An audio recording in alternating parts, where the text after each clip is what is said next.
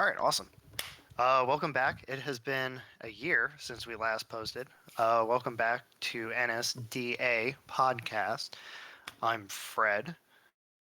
Got Ethan, Dodson, and Dodson's friend, who I didn't quite catch his name. We're going to be talking about Kanye's comments on the Jews, whether or not he's right, possible ramifications, and then we'll delve into a slight little conspiracy theory that I've concocted myself. That it was all Mel Gibson's doing? From the start. Shit, imagine. A little bit more interesting. They're setting them up to be scapegoats again. You know, fucking World War 2.5.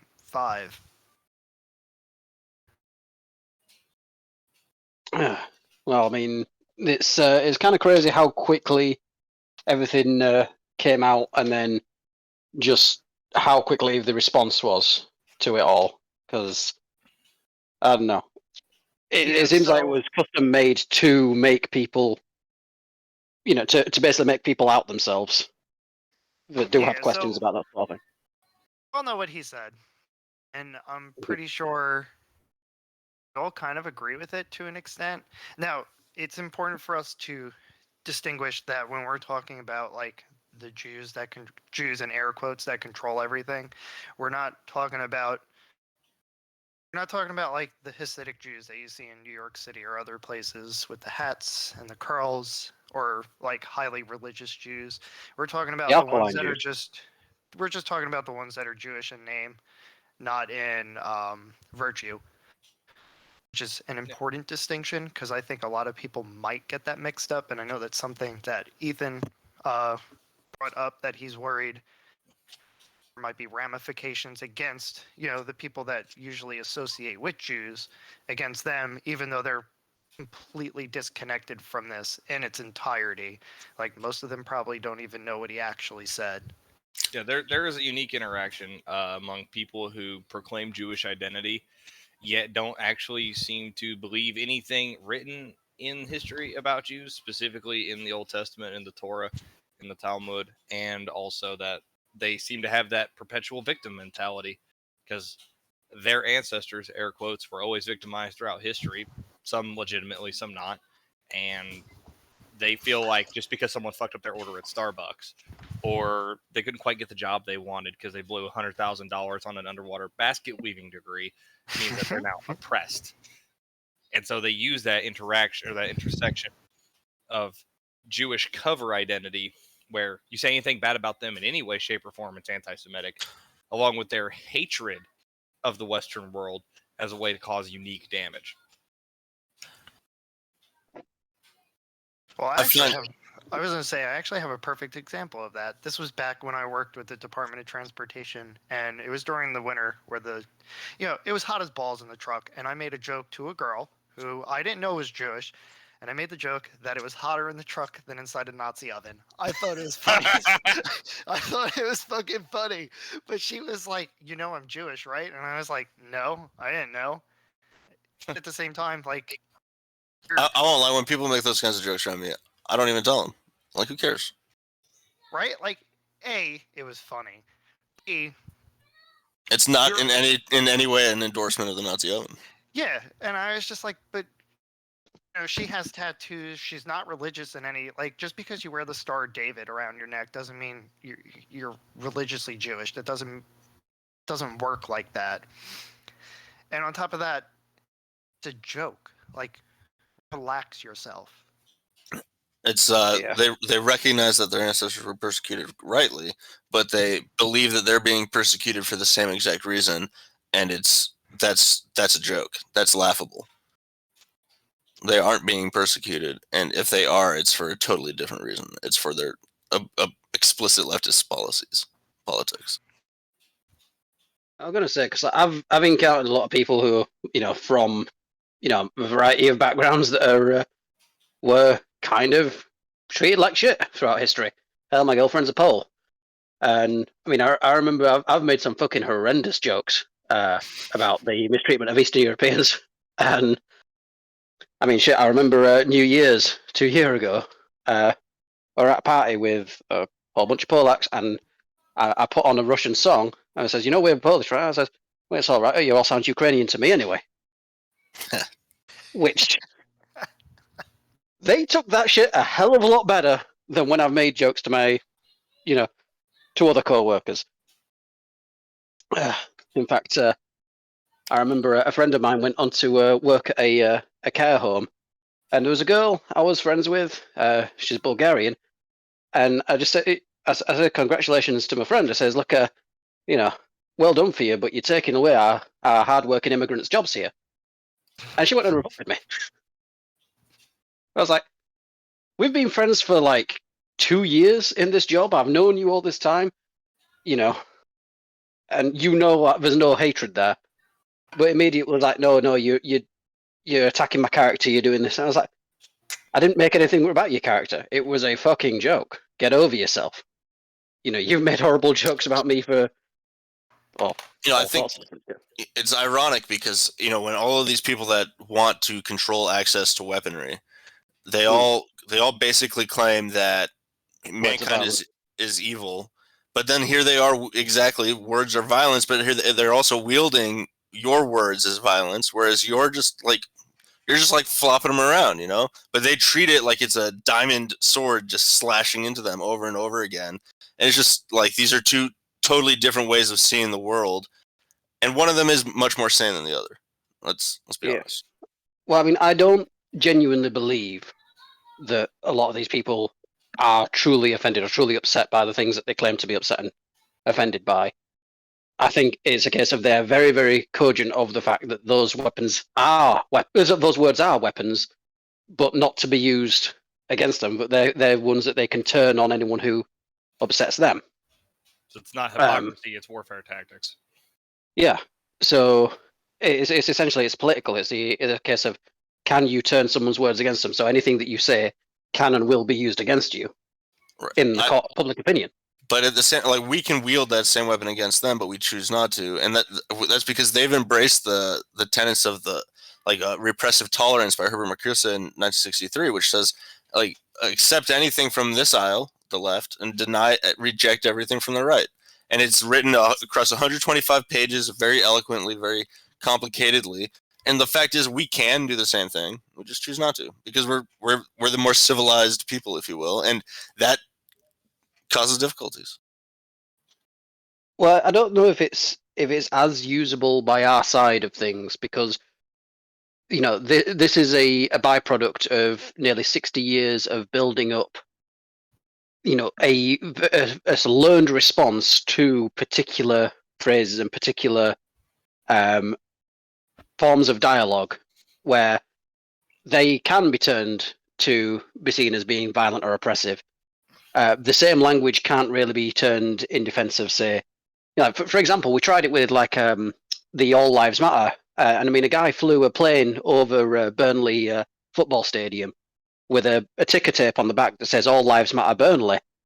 The guy got arrested and lost his job, right? For use of basic words, right? There's not the same response. So when people say, all lives don't matter or whatever, you don't have the same visceral response to as calling out someone using Black Lives Matter. Because there is a certain learned response to leftist talking points that they can be used as a weapon against us. Well, in a lot of ways. On their side. Yeah, the whole reason that actually works in the first place is because they control all the institutions of any real import in the West, the ones that have any real impact. All the ones that don't have impact, they've spent time minimizing as much as possible, making them powerless, worthless, harmless. Yeah, look in the States during the BLM riots and how they were essentially allowed to do that. Well, I mean, we got midterms coming up, and it's going to be. I think it's going to be very important. Oh, it's going to be spicy this year. Yeah, it's going to. I wish I could not be in this country right now. If I could be over there, I would be. Shit. This country is going to have a general election, and I almost guarantee you are going to get a communist government because Labour is surging in the polls. And like, you look at their party conferences, it's fucking pathetic. Like, you think the Democrats are bad? The Labour Party conference is just, it's cringe personified. Well, ironically, I mean, Jeremy Corbyn kind of nuked their party in the last election, right? And it was he did, yeah. It was his comments of apparent anti-Semitism that nuked the party, or that's one of the many points, anyways. Yeah, well, I mean, Corbyn was, you know, there was plenty of reasons to criticize him for, but at least I think he genuinely believed the shit he was saying. Not that it was good, but he definitely believed it. But I feel like, you know, that's basically allowed Labour to clean up their image by putting, you know, a plastic suit like Keir Starmer up to the top. And with how fucking horribly Boris fucked up, you know, I mean, he caused so much fighting in my family when they were partying during lockdown. And I said to my parents when I was like, they're fucking laughing at you. You know, we were told we couldn't get together for Christmas. I'm like, I'm going to my parents anyway. I'm still going to have a party because they're fucking laughing at you. Yeah, I felt the same exact way. And it was definitely the same it turned out I was right. Yeah. But now, obviously, the Tories have completely tanked their public image, and Labour's managed to survive off that because they had no power.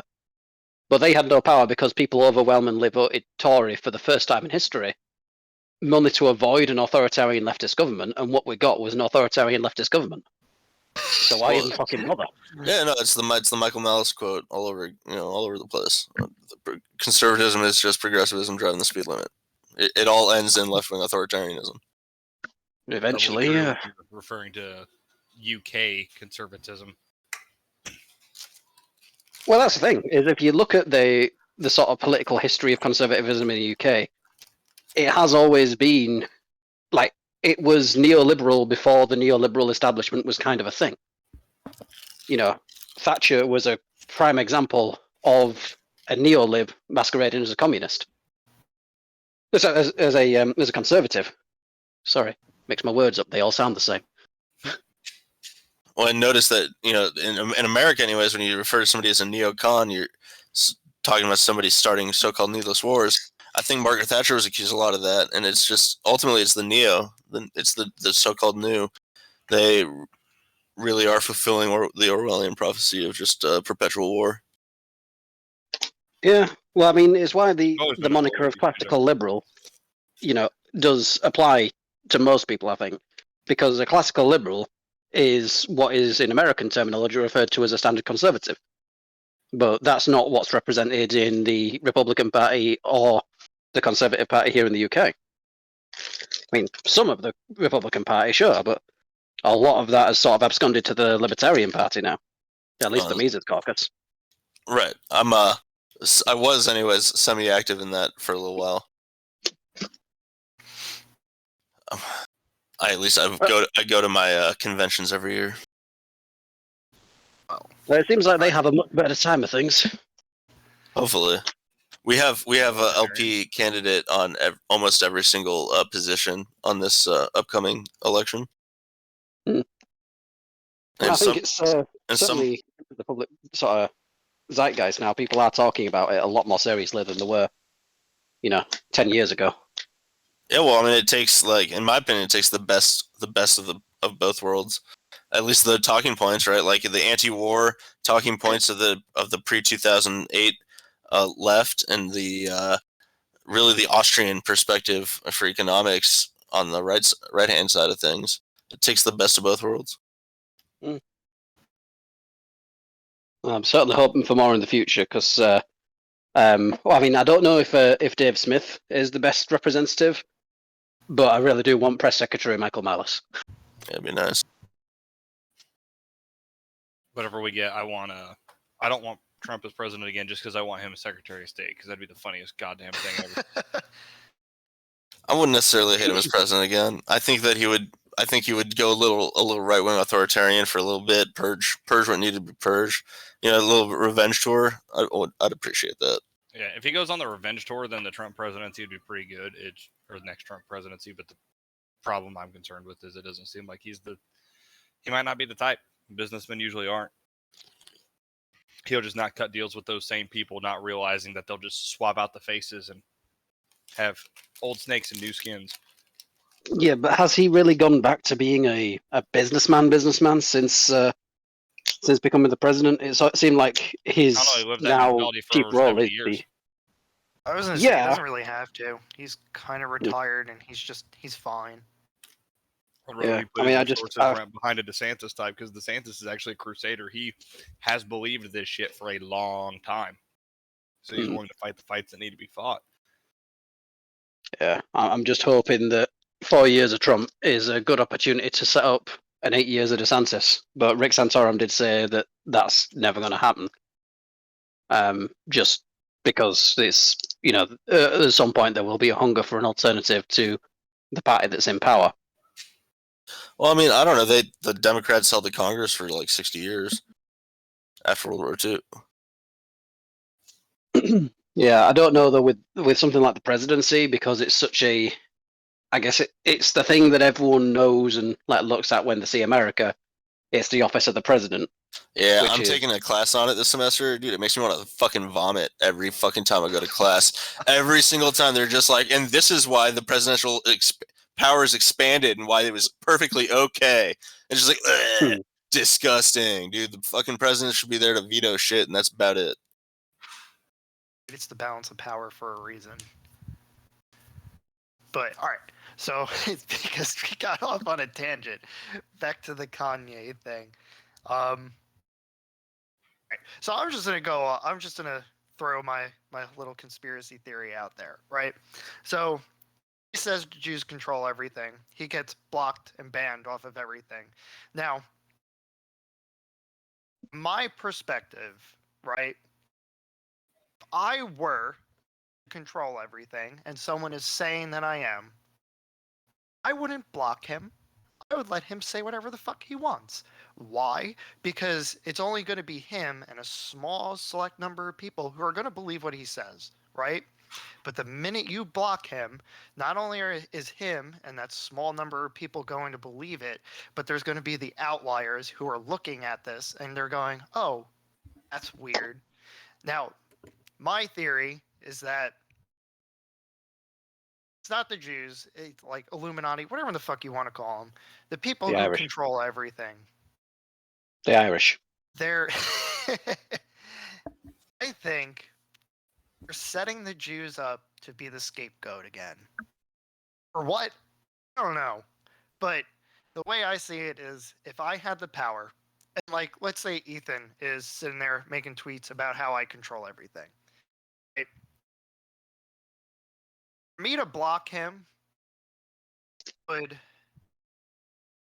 telling him and his followers and the people who think he might be right that he's right. Yeah, so if you're getting flack, you're over the target.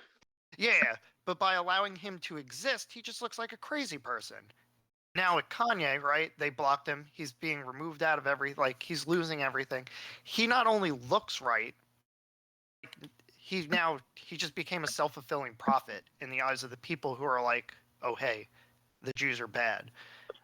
I think it's not the Jews, though. I think it's somebody setting them up. They need the scapegoat. It is a whole lot of Jewish organizations that are calling for the would-be crucifixion of Kanye. So, of Jesus, yes. So, it's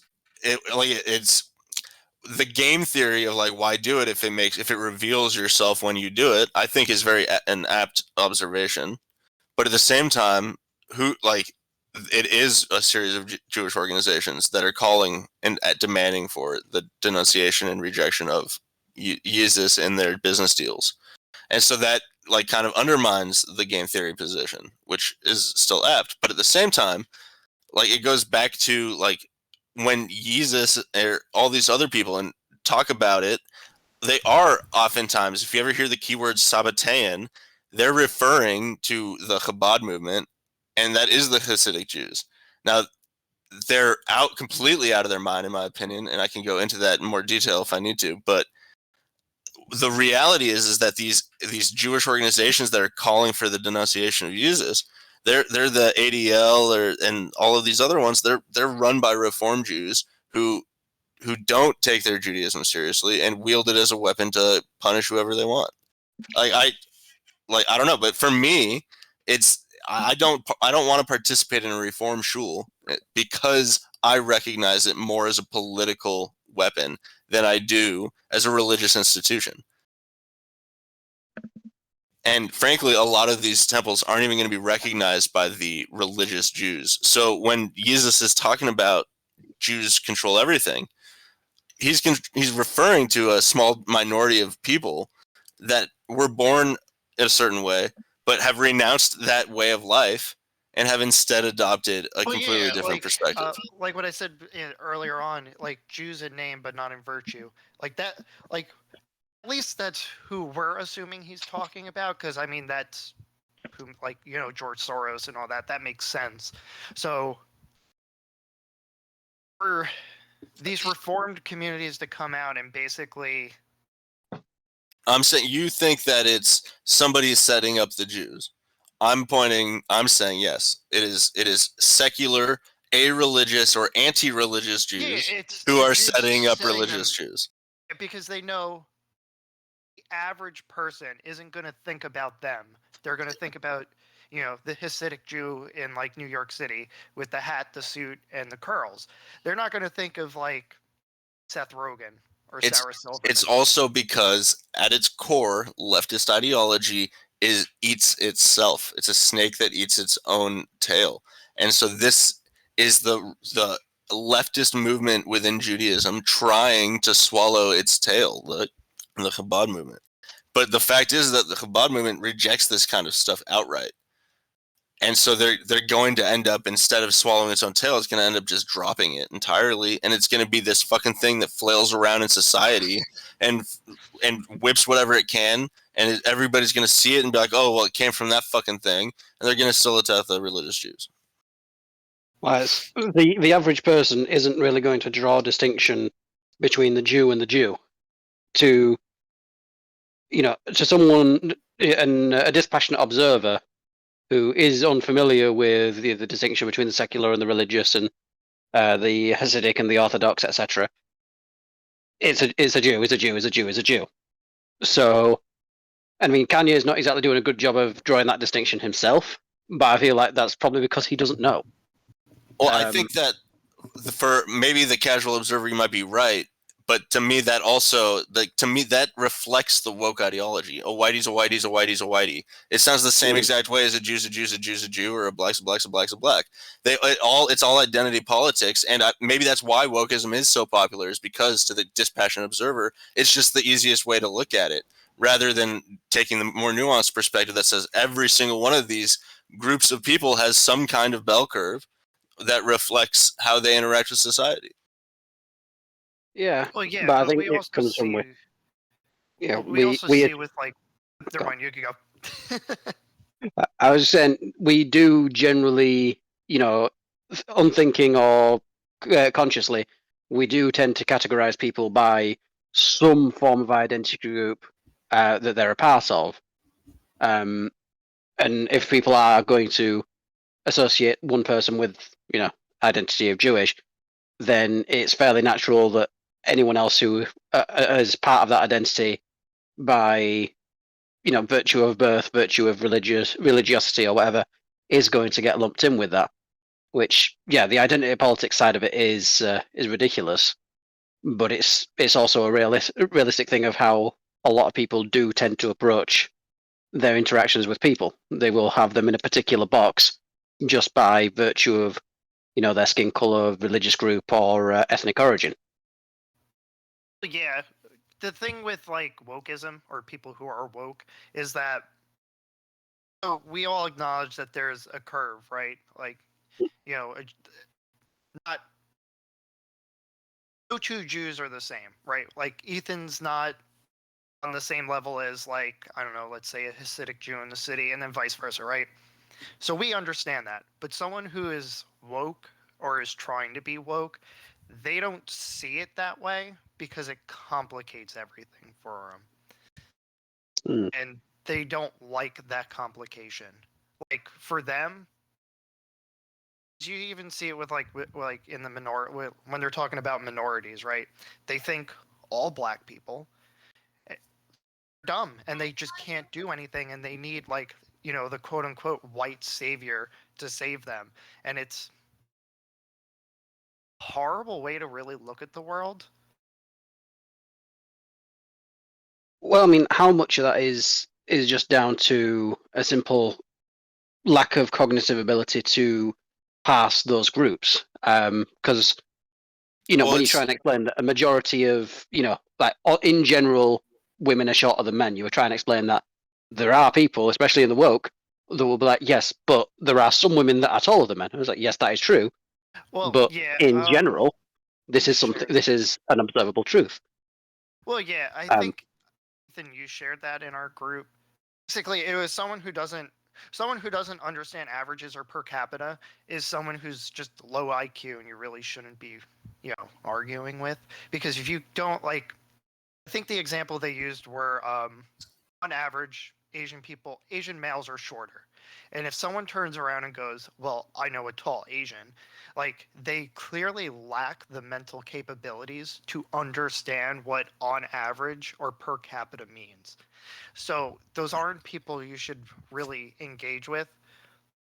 And on top of that, it also means that whatever view they have is going to be extremely rigid, and it's just not going to hold up to any kind of scrutiny. Seems like an extension of the whole, there's a group of people who cannot extrapolate hypotheticals in their head.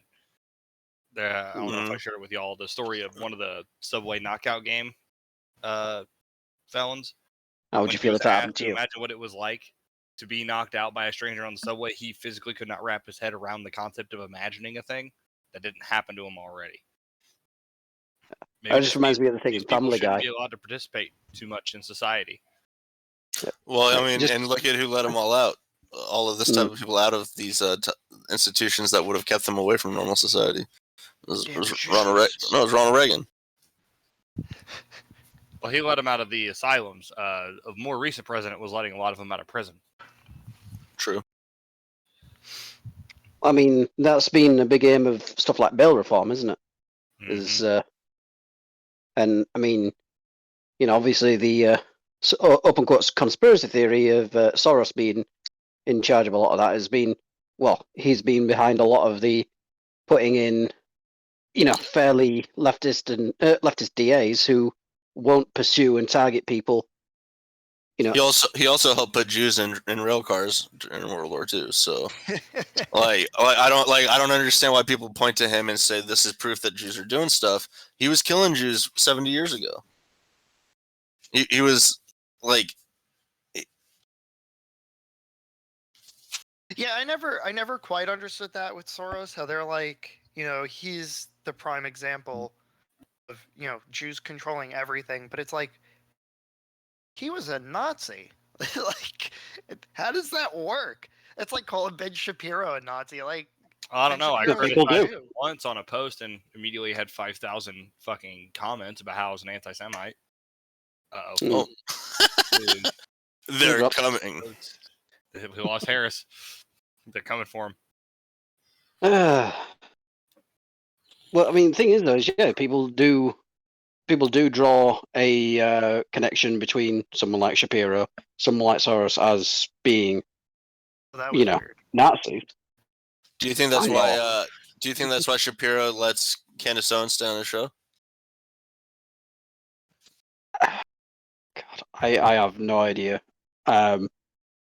See, Candace Owens has always kind of skeeved me out because I don't know if you know what she was involved in prior to her, I guess, awakening.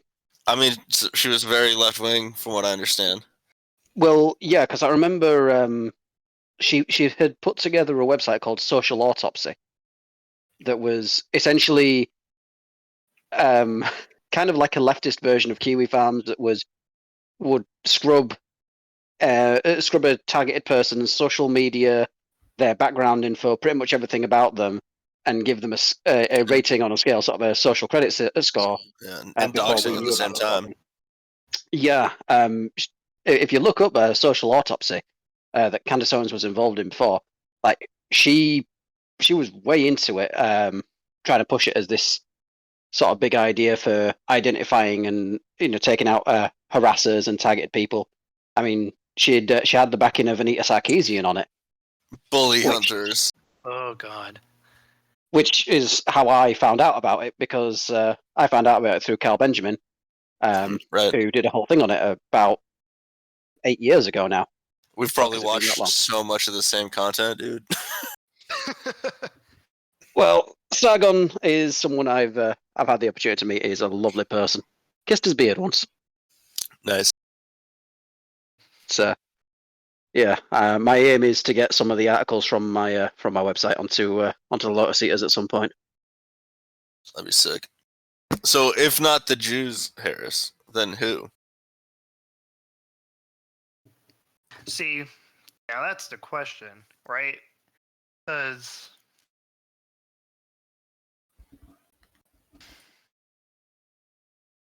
well, all right.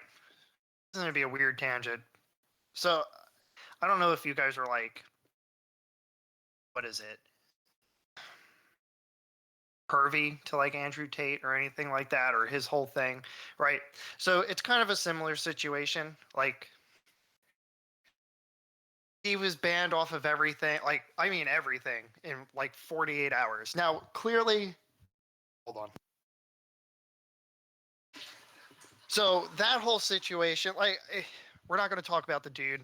Doesn't matter if you agree with him or not. I don't really give a shit.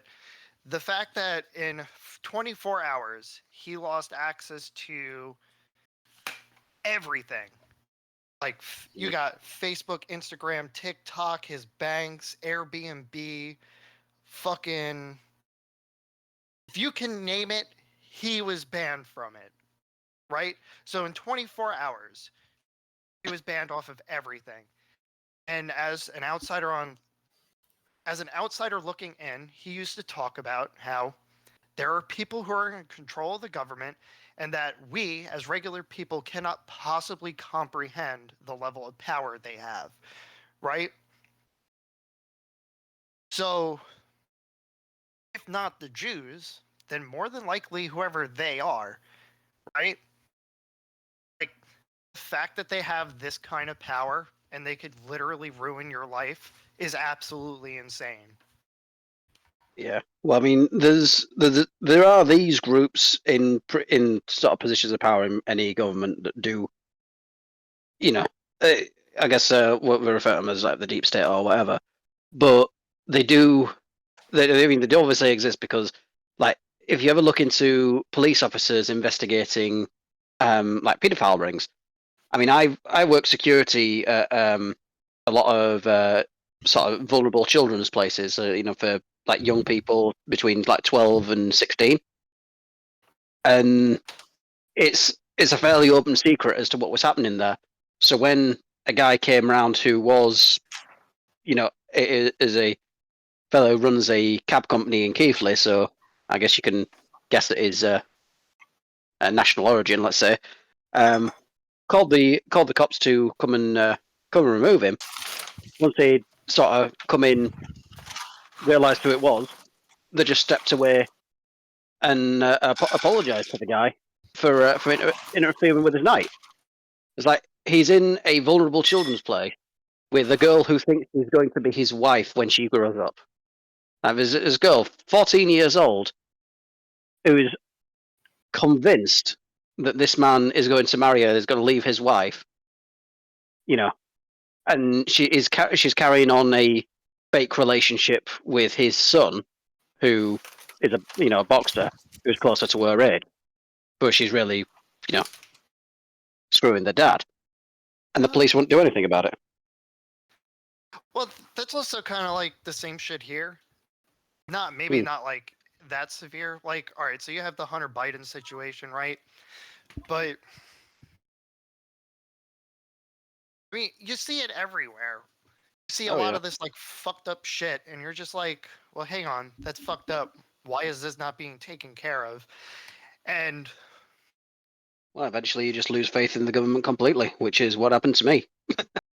Well, yeah, because this doesn't sound really fucked up, I think that just the powers that be just want us to kill each other, right? Because as we're further going along, you have us who are like, no, that's fucking dumb. So I'm gonna stay over here where it's sane, and then you have, I'm gonna say everybody else, but a good portion of everybody else who's just like delving deeper into the insanity, and you're just like, how do you think this is normal?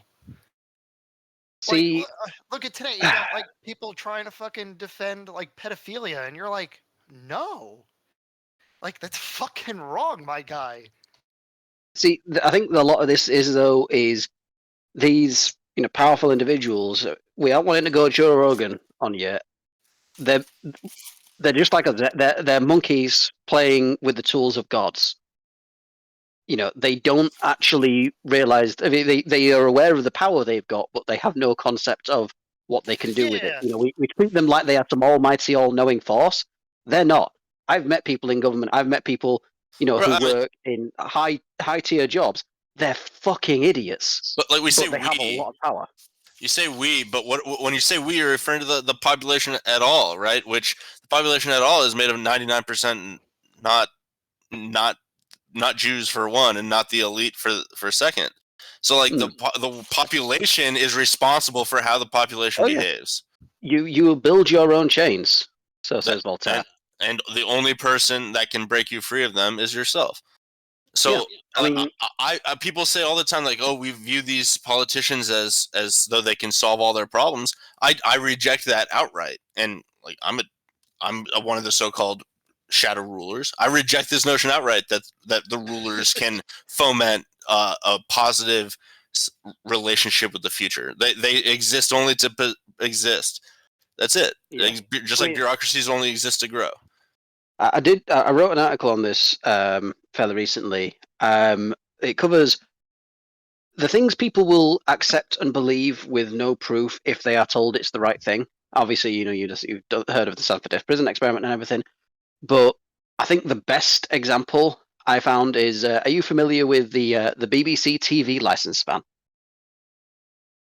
Vaguely, I know that you can go to jail if you spoof it. Right. So, in the 1950s, 1960s, the BBC put out a video advertisements that show they have a van that can drive through your neighborhood and detect if you have a TV in your house, which room it's in, what it's playing, what channel you're watching, etc., etc. Right? And they have this mythical technology. Now, you or I in 2022, you think, oh, okay, maybe they could feasibly do that now. Obviously, we can monitor what's going on your TV and what room it's in, etc. But they put out that they had this shit in 1950, right? They made that shit up. They didn't have that technology. It was just a van that was driving around the neighborhood to scare people into submission, into doing it. And my mum told me when I moved to university, she said, make sure you get your TV license because I've got a van. It'll drive around. It'll tell what you're watching. I said, that's fucking bullshit. No, they don't. It's 2009. They don't have that technology, right? That's not how technology works, Mom. Yeah. I was like, I can see that technology becoming a thing in the future, and yeah, it now is, but they certainly didn't have that fucking technology in 2009, and they didn't have it when she was a kid. Well, they might have had it in 2009, but it certainly wasn't a fucking van driving around. Yeah.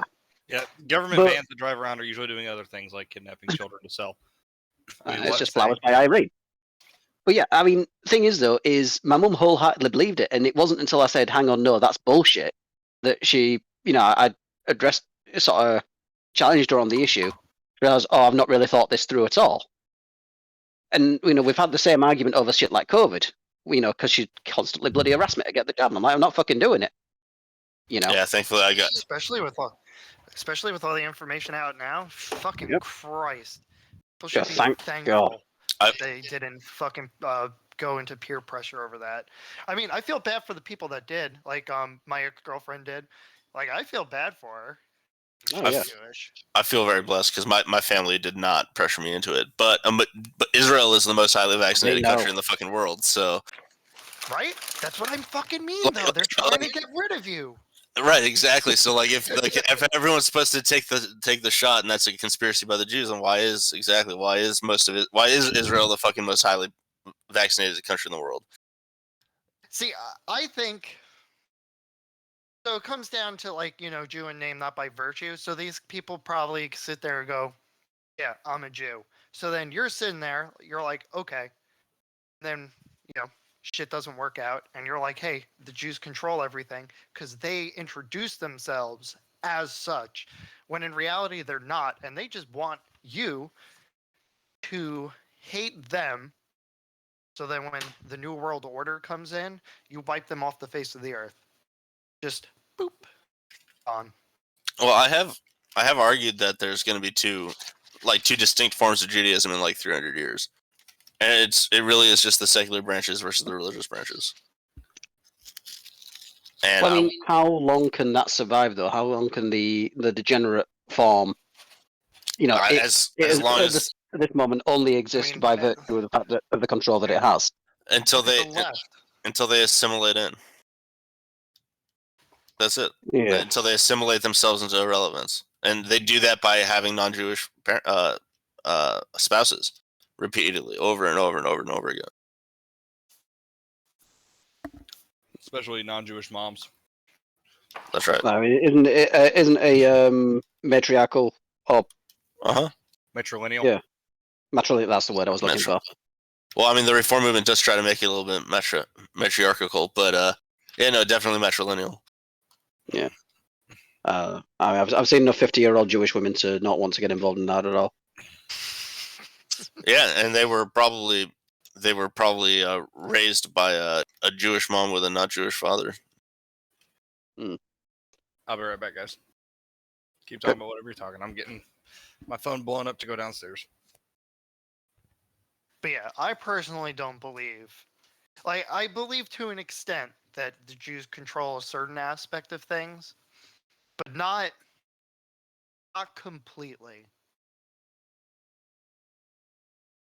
I think that Jews make up 3% of America. We are overrepresented in prominent portions of society. People are going to attack a group of people that is underrepresented in the rest of society and happens to live in very close-knit stuff. I personally, as somebody that is not in a position of prominence in my society, but probably could be, am not going to apologize for the way I am. And even if that way is almost certainly going to lead me to success one day. At the end of it, the people that they're wielding the shield, and that shield gets deflected back onto the religious community. If we are capable of dissecting society into sets, i.e., these are the Jews, these are some sort of whites, these are some other sort of whites, these are some Hispanics, these are some Asians, these are some Africans, etc., etc. If we're capable of deriving those sets, well, we should be able to derive. Well, actually, within the white population, there's the Anglo-Saxon derivatives, and then there's the Eastern European derivatives, and then there's the Slavic derivatives. And within the Jewish population, there's this derivative and that derivative and that derivative. And within the black, if we're capable of doing the set theory, then do the set theory at the next tier, and eliminate the ease of identity politics by taking on additional responsibility of thought. Like, you see, though, you're asking people to do the unthinkable. I know, and it's only because I'm capable of it, right? That's the problem. I'm wanting people to rise up to my level of behavior, even though I find myself performing at a very low level, frankly. Well, I think it's largely because people are just lazy. Like, I know you say you're lazy, but you're not intellectually lazy, right? Like, you put the work in. It's like when people sit there and go, all white people are the same, right? You turn around and go, well, are we? Oh, of course not. We all come from like different portions of the world, so we have different facial structures and all this other stuff. Like, identity politics only exists to make it easy for the layman. That's it. To make it easy for the layman to what?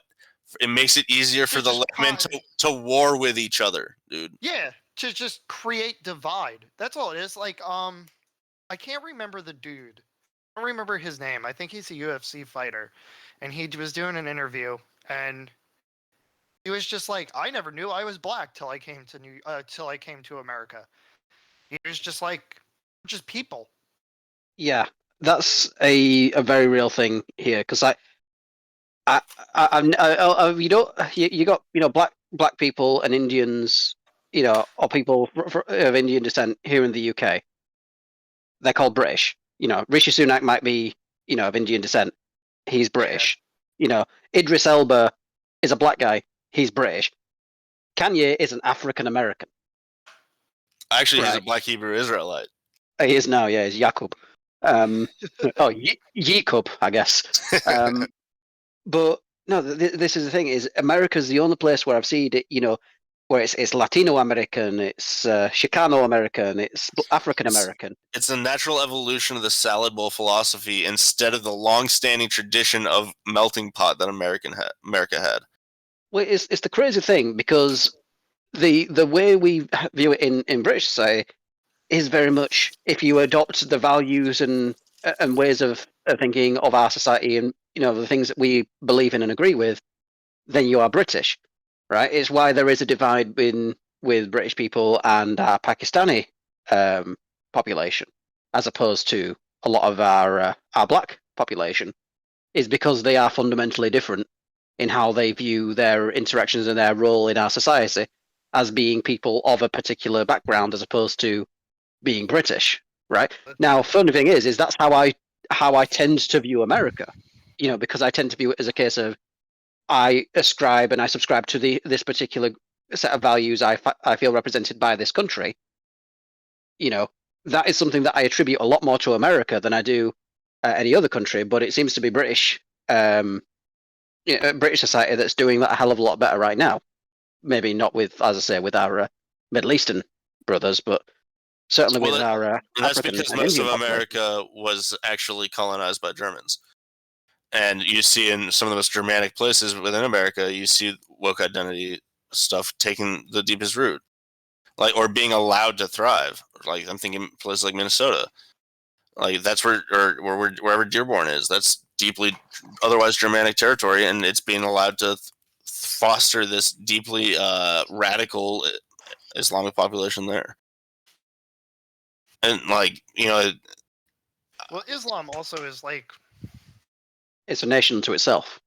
Yeah, I was gonna say it's different in that it's not only a nation in of itself. Like, yes, everyone's like, well, it's a religion, and I'm like, yes, but you don't quite understand how that works, because they'll come over here or they'll go over there, and you can ask them,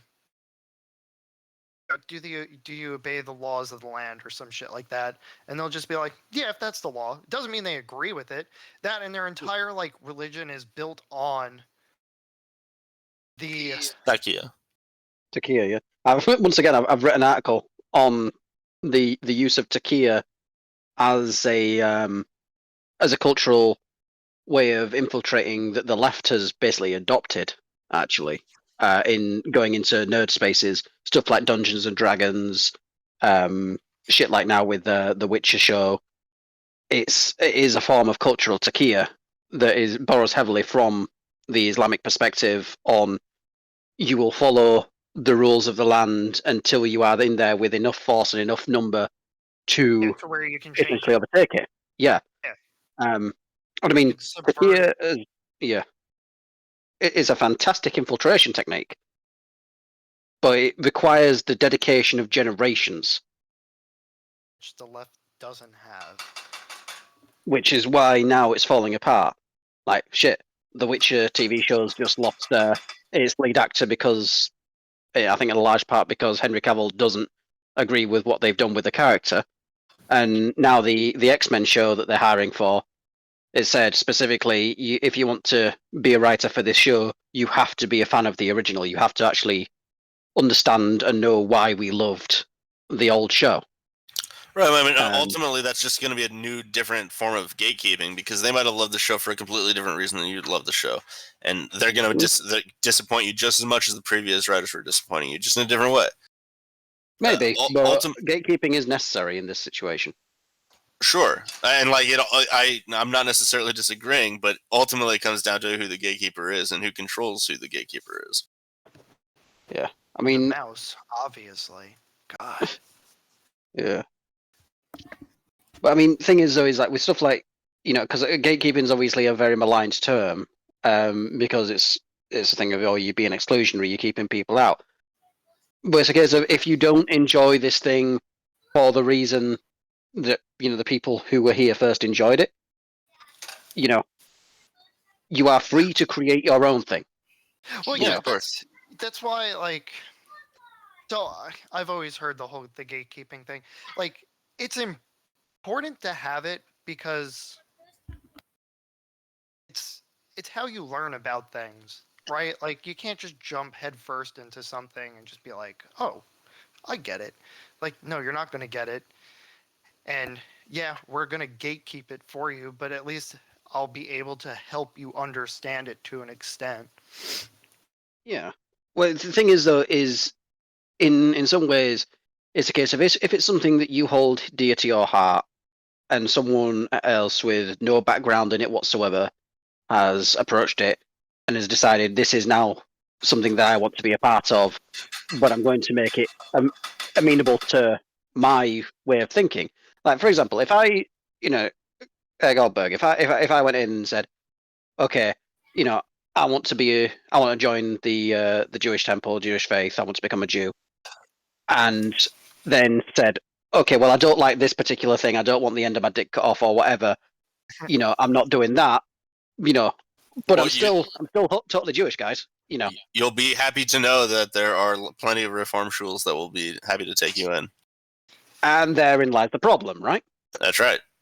Right. That's exactly right. Apply the same thing to culture, to any cultural property. This is the problem that we have. People who don't appreciate the thing that made the original worthwhile and approachable to the original audience shouldn't have control over how that product or how that property is then put out for the future.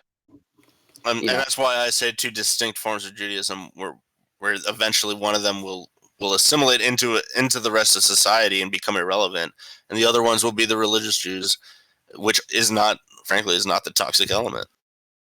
Yeah.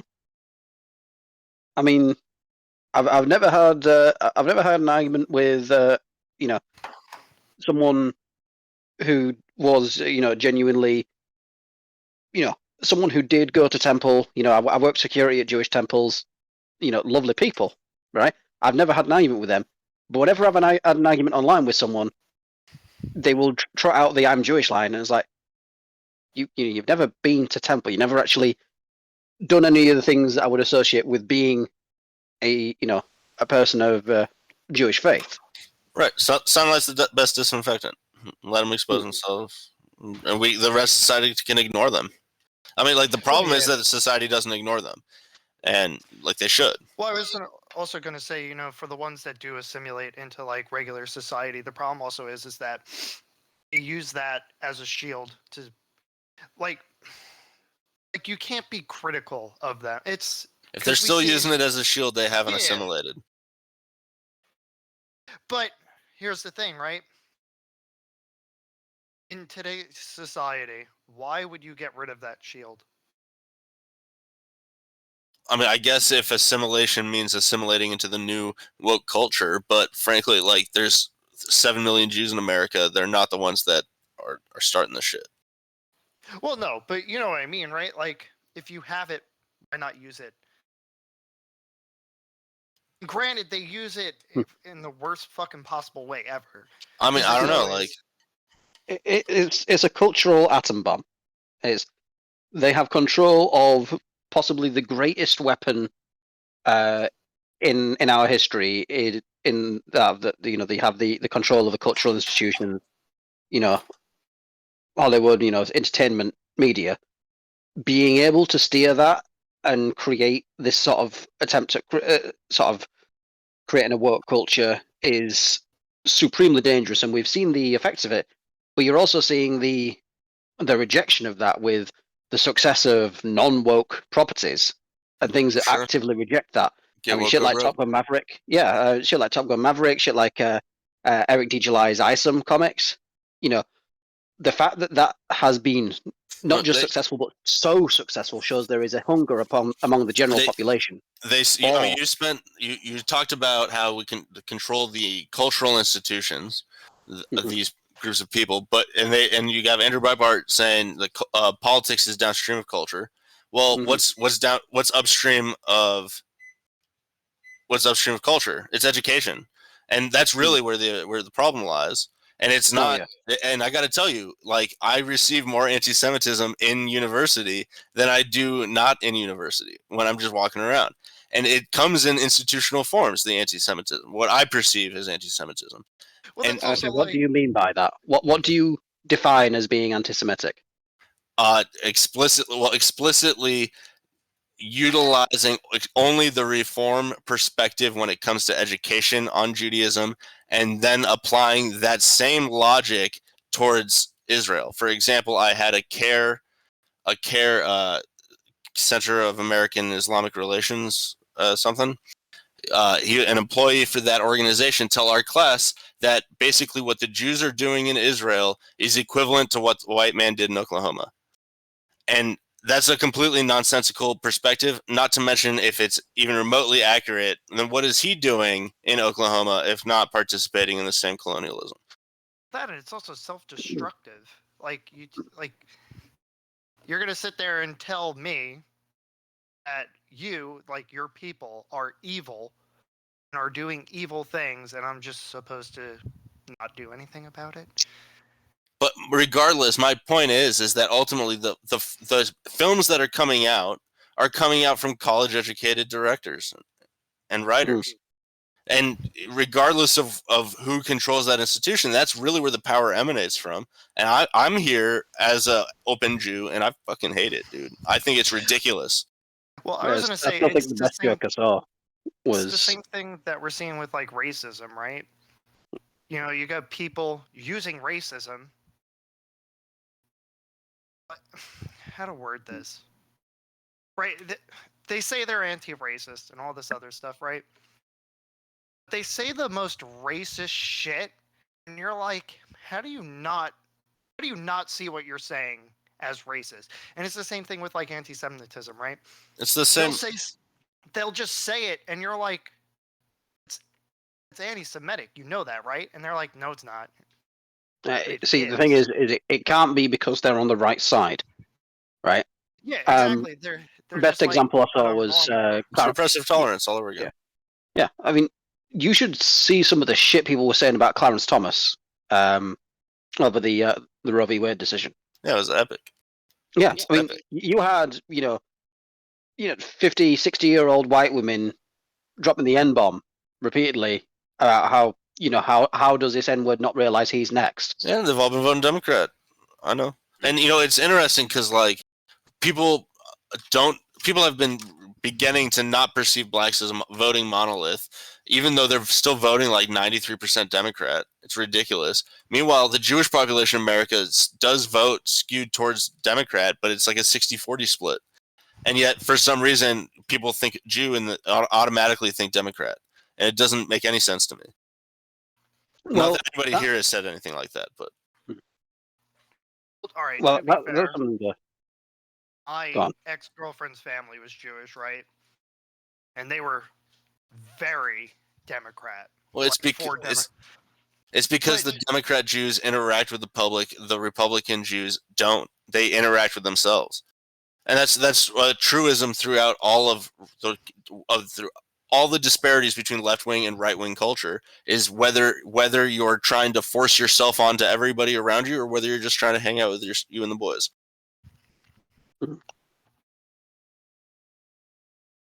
Which is kind of weird because, like, I think a lot of what pushed people away from,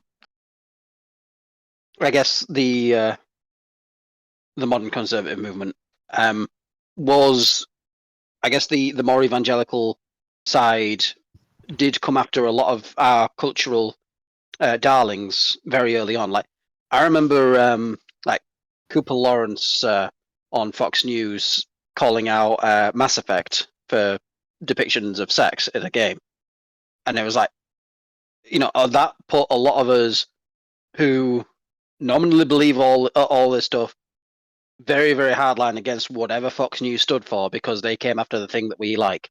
We didn't know anything else at the time because, we're 15, 16 years old. You've got no concept of anything that's going on, but hey, these guys have come after this thing that we like. So a lot of the people I knew and I interacted with were like, they were essentially Democrat by definition because they'd come after the thing that we enjoyed and we didn't know any better at the time. Yes. And then they convince you that it's worthwhile going after other people's things that they don't like because you're only 15, you're easily dupable. Yep. I'm very aware of that now. But I'm also we weren't aware of that at the time. And there are people now that are in the exact same situation. And then you find out that to capitalize on that. And then you find out that the K through 12 education system is made up of like 85% Democrats, 15% independents, and no Republicans. And it all just goes right back to education. There's just not enough Jews to fill all of the education spots for it to really be reliable to point to them. Well, it doesn't have to be, if for the point of the anti-Semitic trope, it doesn't have to be Jews in every single slot in the education. It's just Jews who pick the people who then create the curricula. That's all it has to take. But that's all coming from college-educated lawyer type people. See, I don't know that how successful that's going to be in the school system, just because it's kind of a natural thing, especially in young people, to turn against whatever the people above them are saying. Yeah. And kids now, it's kind of weird because on the one hand, yeah, you're seeing kids bullying kids for being cisgender, for being straight. You're seeing kids being bullied for being what we would consider normal. Right? We've got, so they're adopting labels shit like non-binary or whatever. But what that's doing in a lot of people and a lot of the kids that I know, like from my nieces and nephews, it's breeding a lot of resentment. Right. I've talked to my niece on Discord a lot, and like she tells people that she's non-binary. I was like, that's not a fucking thing. Fucking real. And, yeah, but she tells people she is, right? Does she actually believe it? Conflict, right? No, she doesn't believe it at all. So there you go. But she has to mask as that, because if she doesn't say that, she would get bullied at school. This is important, right? So you're getting these kids have pent up rage, right? Now, oh yeah, we all see what happens when they don't have an outlet. All the other kids with your pumps up kicks. So, right? So, this is what I mean, right? They're trying to create, so they have the divide created, but now they have to focus on the kids to get that rage pent up. So then, at the end of the day, we just end up killing each other, and that's why I don't really think it's the Jews in quotes doing any of this, but it's people slapping that label on them. So then when it comes time to, open the floodgates, it's not chaos. They have a target and they have someone to go after. And it's, and I know Ethan said this, and I do agree with it. The religious Jewish community, they're not prepared for that. Like, they have no idea this shit's going on. They have, so I live in New York, right? Why? Amen. Don't ask. So peak COVID, right?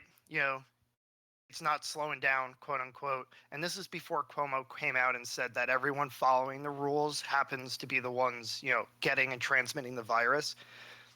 The news started focusing on the Hasidic Jew community and basically started saying it's their fault you're not allowed to go outside. Right? And it's pure bullshit. if you know anything about the Hasidic Jews in New York City, you know they are close-knit and they don't interact with anybody who isn't Jewish. They literally refuse to talk to you if you're not Jewish. But here's the media sitting there going, it's their fault. It's like this is why you're not allowed to go outside.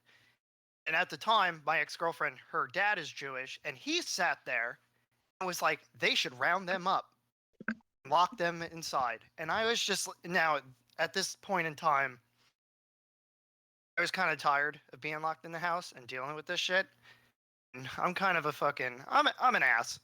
So I sat there and I was just like, so you'd round them up, right?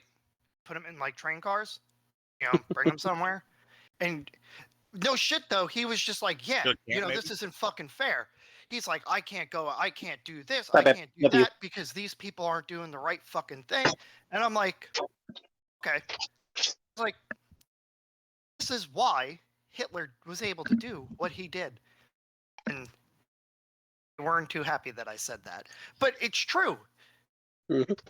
You're only Jewish in name, not by virtue. And here you are going, it's their fucking fault. Meanwhile, you know for a fact, these people don't interact with anybody but themselves. Yeah. Well, I mean, it's very target on people when you do that. Yeah, but he was directing his rage towards rounding them up and essentially forcing them to be vaccinated. Look, you can direct this hate and rage onto any group of people that you want to. It's just easier when, you know, would you rather, like, if you're going to risk violence, would you rather direct the hate as a group that makes up 3% of the population or 13% of the population? Or less than 5 with the Asian population? Right, like that, would you rather direct it towards a group of people that keeps to themselves or a group of people that are known for violent outbursts? But here's the thing, right? There you go. That 13%, right? They hit a new fucking grand total this year. 61% of all murders. Sure. Right? They're killing themselves faster. They don't need to get rid of them. They're doing them themselves. They abort children faster than anybody else. The police have a term. They call it a self. Yeah, they've got other solutions for that particular demographic. Their population's already in a decline, and they kill themselves at an alarming rate. Like, powers that be don't need to do anything about them. They're killing themselves just fine, right? And it doesn't matter if we say it or if anyone else says it. Like, that's just the reality of it. And hopefully they realize that and, like, you know, come back from it. But I seriously doubt that. But with the 3% of the population, right? They're disconnected from everything. They are the easiest people to just direct people towards. And it's fucked up because, you know, they're living how most of us want to live. Just want to be left alone. Yeah. Well, I mean, you mentioned obviously the Asian community, and did you not notice how quickly the whole Stop Asian Hate movement, like, that was a whole thing, and then it wasn't because people realized, well, who's the ones responsible for doing all the violence against the Asians? When I play Apex, I play Wraith, and I have a Stop Asian Hate there, and I have the model where she's like completely shaved, and I have the only tagline I have is "Voices Heard."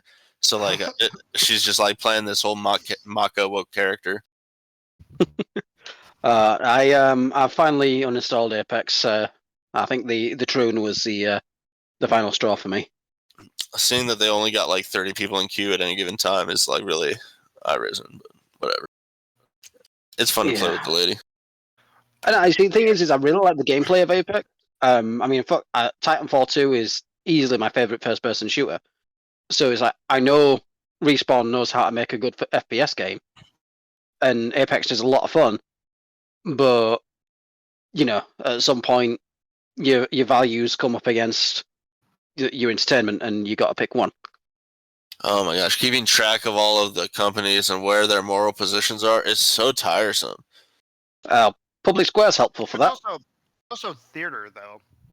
Like, yeah, like they're all just trying to make money, right? That's the Marxist interpretation. They're all just trying to make money. So like, I shouldn't actually believe any of their moral grandstanding because it's all in an effort to make money, and I'm perfectly okay with that. Like, they want to make money. Let them make money. I don't know that I agree. Simply, obviously, you've got the issue of ESG, which is something that's I'm fucking pissed off because CD Projekt has bought into ESG. That's where the Witcher stuff's going wrong, huh? Yeah. I mean, that's fucking horrifying because, they're a fucking company run by Polacks. If anyone should know better what communism does to people, it would be a group of Polacks. I was talking to our lass about it, and she was kind of pissed because, her understanding of it, obviously, a lot of that comes through me. So when I explained the situation, she was pissed because, well, Polak company, something that every Pole I've ever talked to has been a massive fan of CD Projekt. So the fact that they bought into it is kind of disturbing. I know they were the last company I thought would fall to that shit. They got the Kotaku operatives got to them, huh? Well, no, I mean I think it's just investment from BlackRock. Because I mean, I'm guessing that when their stock price created during the release period of Cyberpunk, probably BlackRock bought in a lot there because it was cheap as fuck to buy in. So it made the most sense to me that would be probably where they were lost to us. Because what that means for the future, I don't know. There's states in America that are refusing to use BlackRock. Virginia, at least one.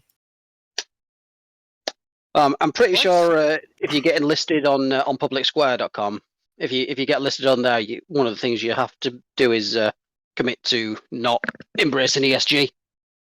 So definitely use their service for tracking America First businesses. I just wish we had something like that here.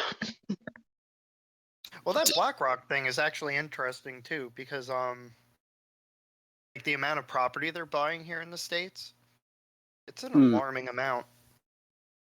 Well, I mean, look at who's buying all the farmland. Oh yeah, good old Bill Gates. Just waiting for the reveal that the owners of BlackRock are actually Chinese Jews. I mean, they do exist. Son of a bitch. There's probably not more than a couple thousand of them, but they do exist. Hey, now, Jehovah. Actually, I'm surprised they even exist, given what the Chinese are doing to the fucking Muslims right now. Yeah, I mean, there's a history of them doing that to the Jews too. But genocide's like impossible. Like that's the thing. True genocide is basically impossible. Because it requires wiping out ideas, and is that a challenge? Wipe out ideas. I mean, it's a challenge that many dictators and democracies have undertaken throughout history. We'll get it right this time, lads. Promise. Right? Don't worry, Ethan. They'll go for the Jews this time again. Womp womp.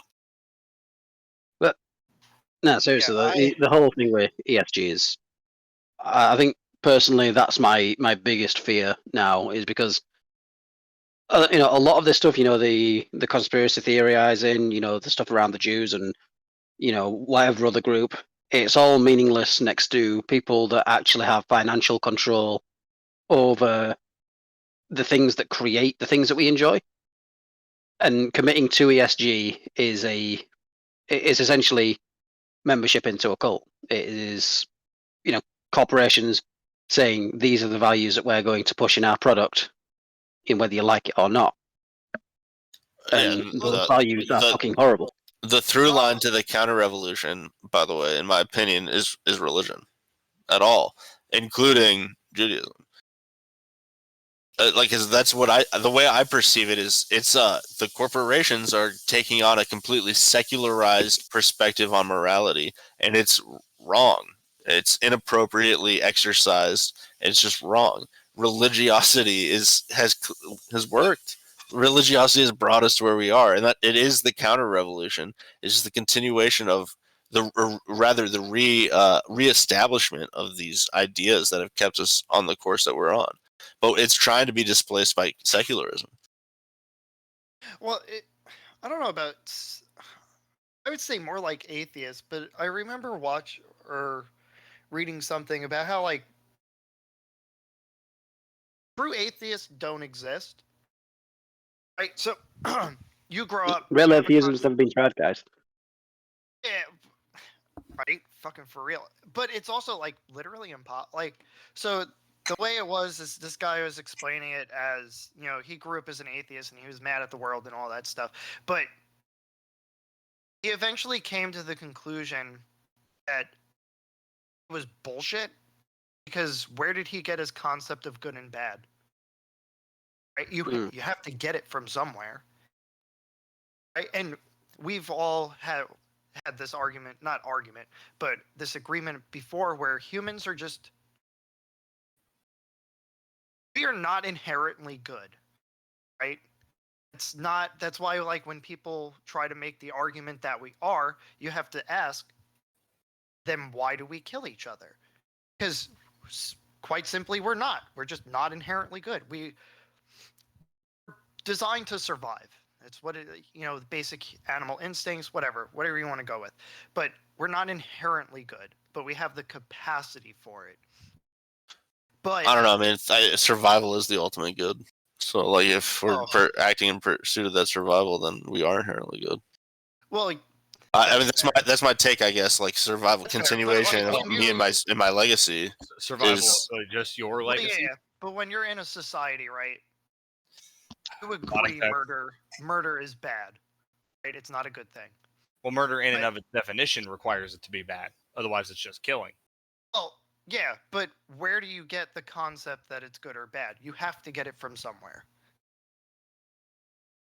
That was like his whole argument, was that the concept of good and bad has to come from something, because we have no baseline for it. So to be an atheist is literally impossible, because you still acknowledge that good and bad exist, but to sit there and say, no, there is no God, you have maybe ask the atheist who's in the chat with us right now. Hmm? An atheist. Question mark? Question mark. Right? Wait, Dotson, who?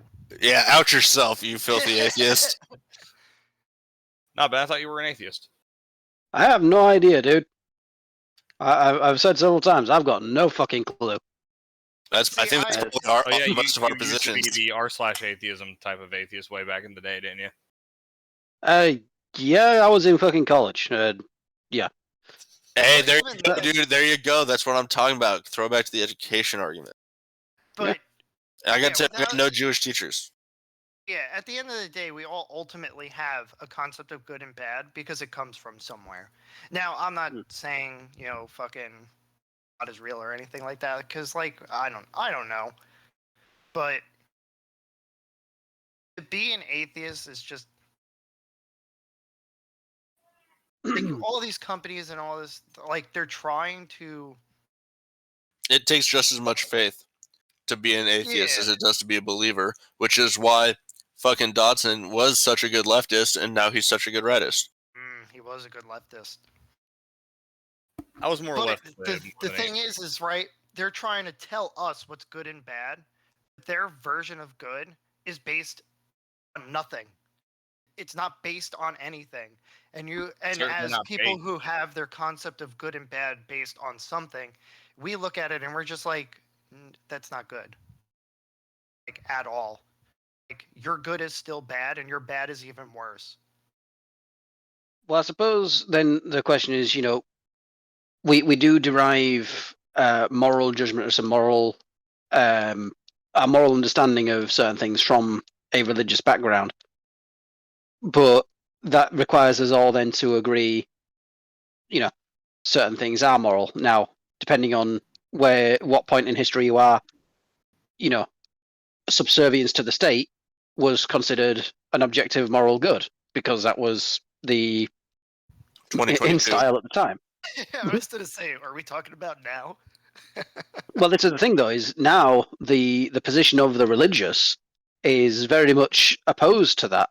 But, you know, you look at the institution of the church. Like, I don't know how many of you guys play many Paradox Grand Strategies, but, you know, a huge portion of control in games like Crusader Kings is use of the church, the institution of the church, or of Islam, or any religious institution essentially as a way of controlling the greater populace, because they will go along with whatever you say, because going on with you, because you are being the king, you are the avatar of God in flesh, or you are appointed by God. Now, we can argue that's a bastardization of the intent of religion, but it's very much what it was used for in a lot of religious societies, which all societies really were back in the day. So subservience to the state was objectively moral good by the standards of the time, because the rulers were ordained by God, whichever God that was, depending on the state you were in. We still kind of see that today, I would argue. Oh yeah, like, I'm ordained by God. I see people unironically saying that shit. It's amazing. Is what you got, like, Ethan, you got your side with the, the Reformed Jews that are basically bastardizing Judaism. You got the Catholics who are essentially doing the same thing, except arguably worse. I can't wrap my head around the current Pope. Well, yeah, like, he just says shit, and you're like, what the fuck? But people buy it hand over fist, and you're like, I don't know about that. The first woke vote, right?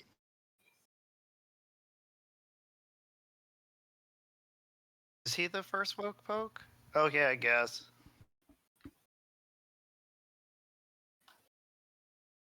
But it's the same thing, like, Ethan, with, like, the new reformed, like, the Jews, right? The way they present themselves is as if they are true to the teachings of Judaism.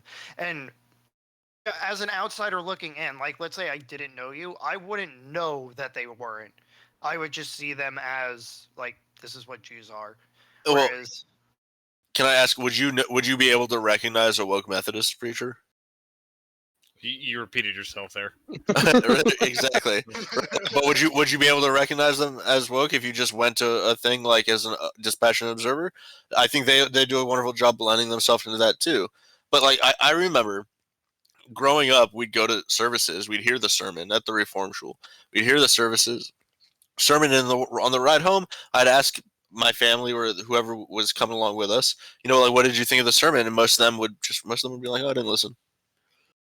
Like, I don't. They're mindless at the same time. Like, I want to argue because I thought the sermon was garbage, but everybody around me says they didn't even listen. Which, I mean, validates your point, though, doesn't it? Right? If they're not Maybe. listening, that means they know it's garbage.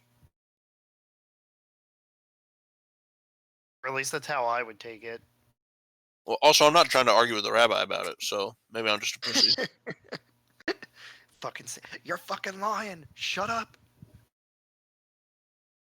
Well, I mean, it's weird because like the cathedral in the town where I live, it's you don't get very many people in there nowadays, and it's a huge cathedral.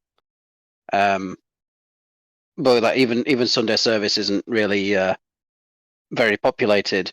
But the people who are there are a lot more,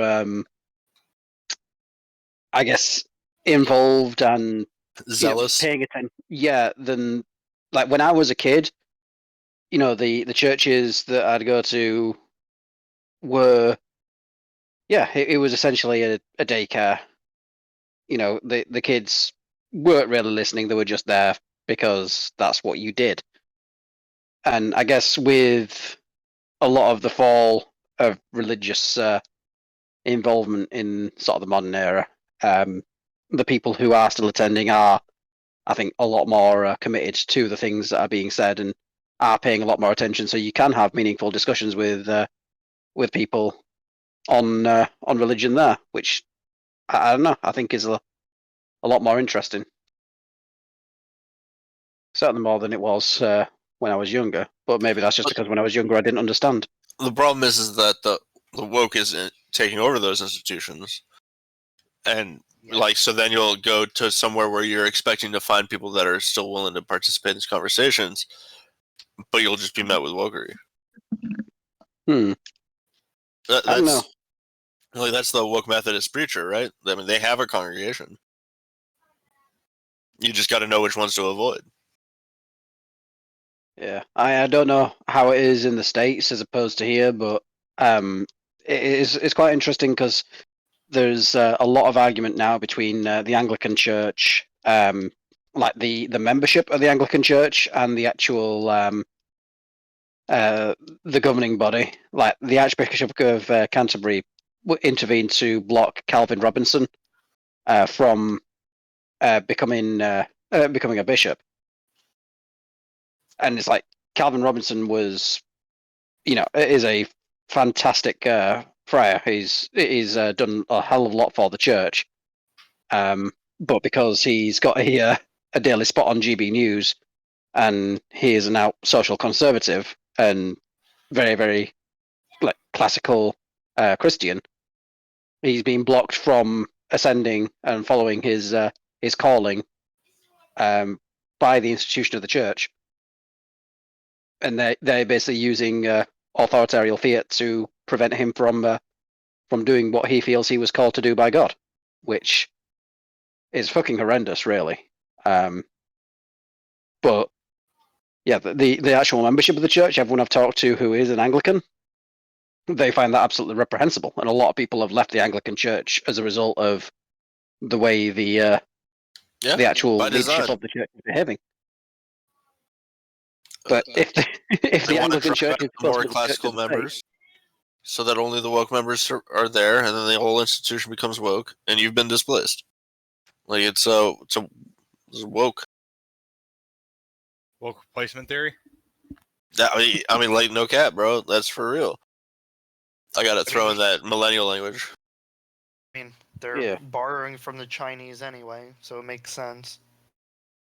Yeah, I don't know that. I find it incredibly dangerous to an institution like the church that relies on virtue to embrace that particular mindset and methodology, and to block actual zealous and actual committed people who have a calling.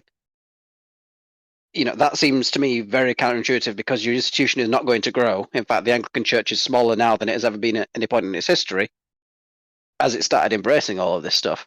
Right, but if they've displaced you and they've taken hold of the institution, it requires you to reorganize with like-minded people and fight back. Otherwise, it's just them in control as a minority and a whole bunch of displaced people that have no idea what the fuck's going on.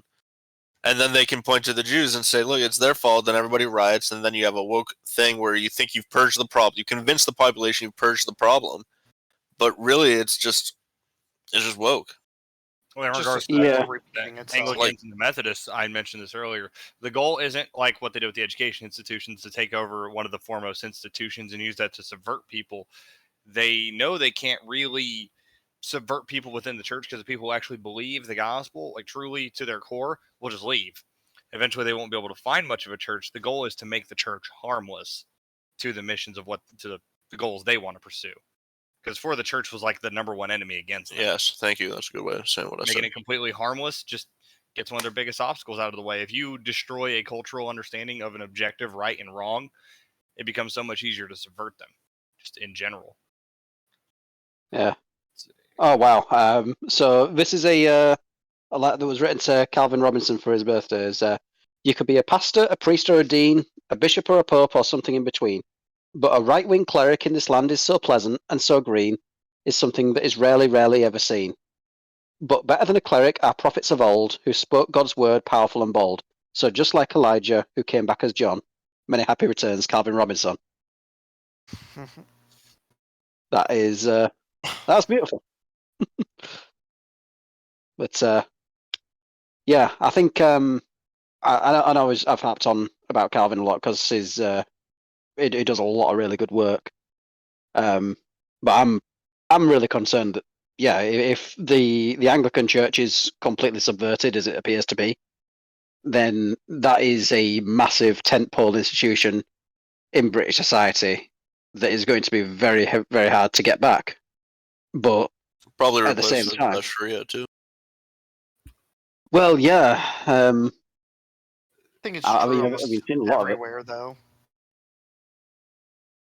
Yeah, but I mean, with stuff like Catholicism and Protestantism and your other, denominational churches in the States, they are smaller, independent, church entities. I guess obviously Catholicism has a large international power base because it's obviously a branch of the Pope, etc., etc. But with Anglicanism, it is very much the British state religion. The head of the Anglican Church is the King or Queen. Okay. So that being taken away and that being subverted from within kind of creates a big problem with, I guess, the fabric of how our society functions, because that is, I don't know, it's not like the presidency or the like Congress, pillar. but it's It's something. one of your Yeah, pillars of your society. yeah, I get what yeah. you mean. So that But being then, taken away is dangerous. I mean, I guess time will only tell at this point. But no, I understand where you're going. It's like now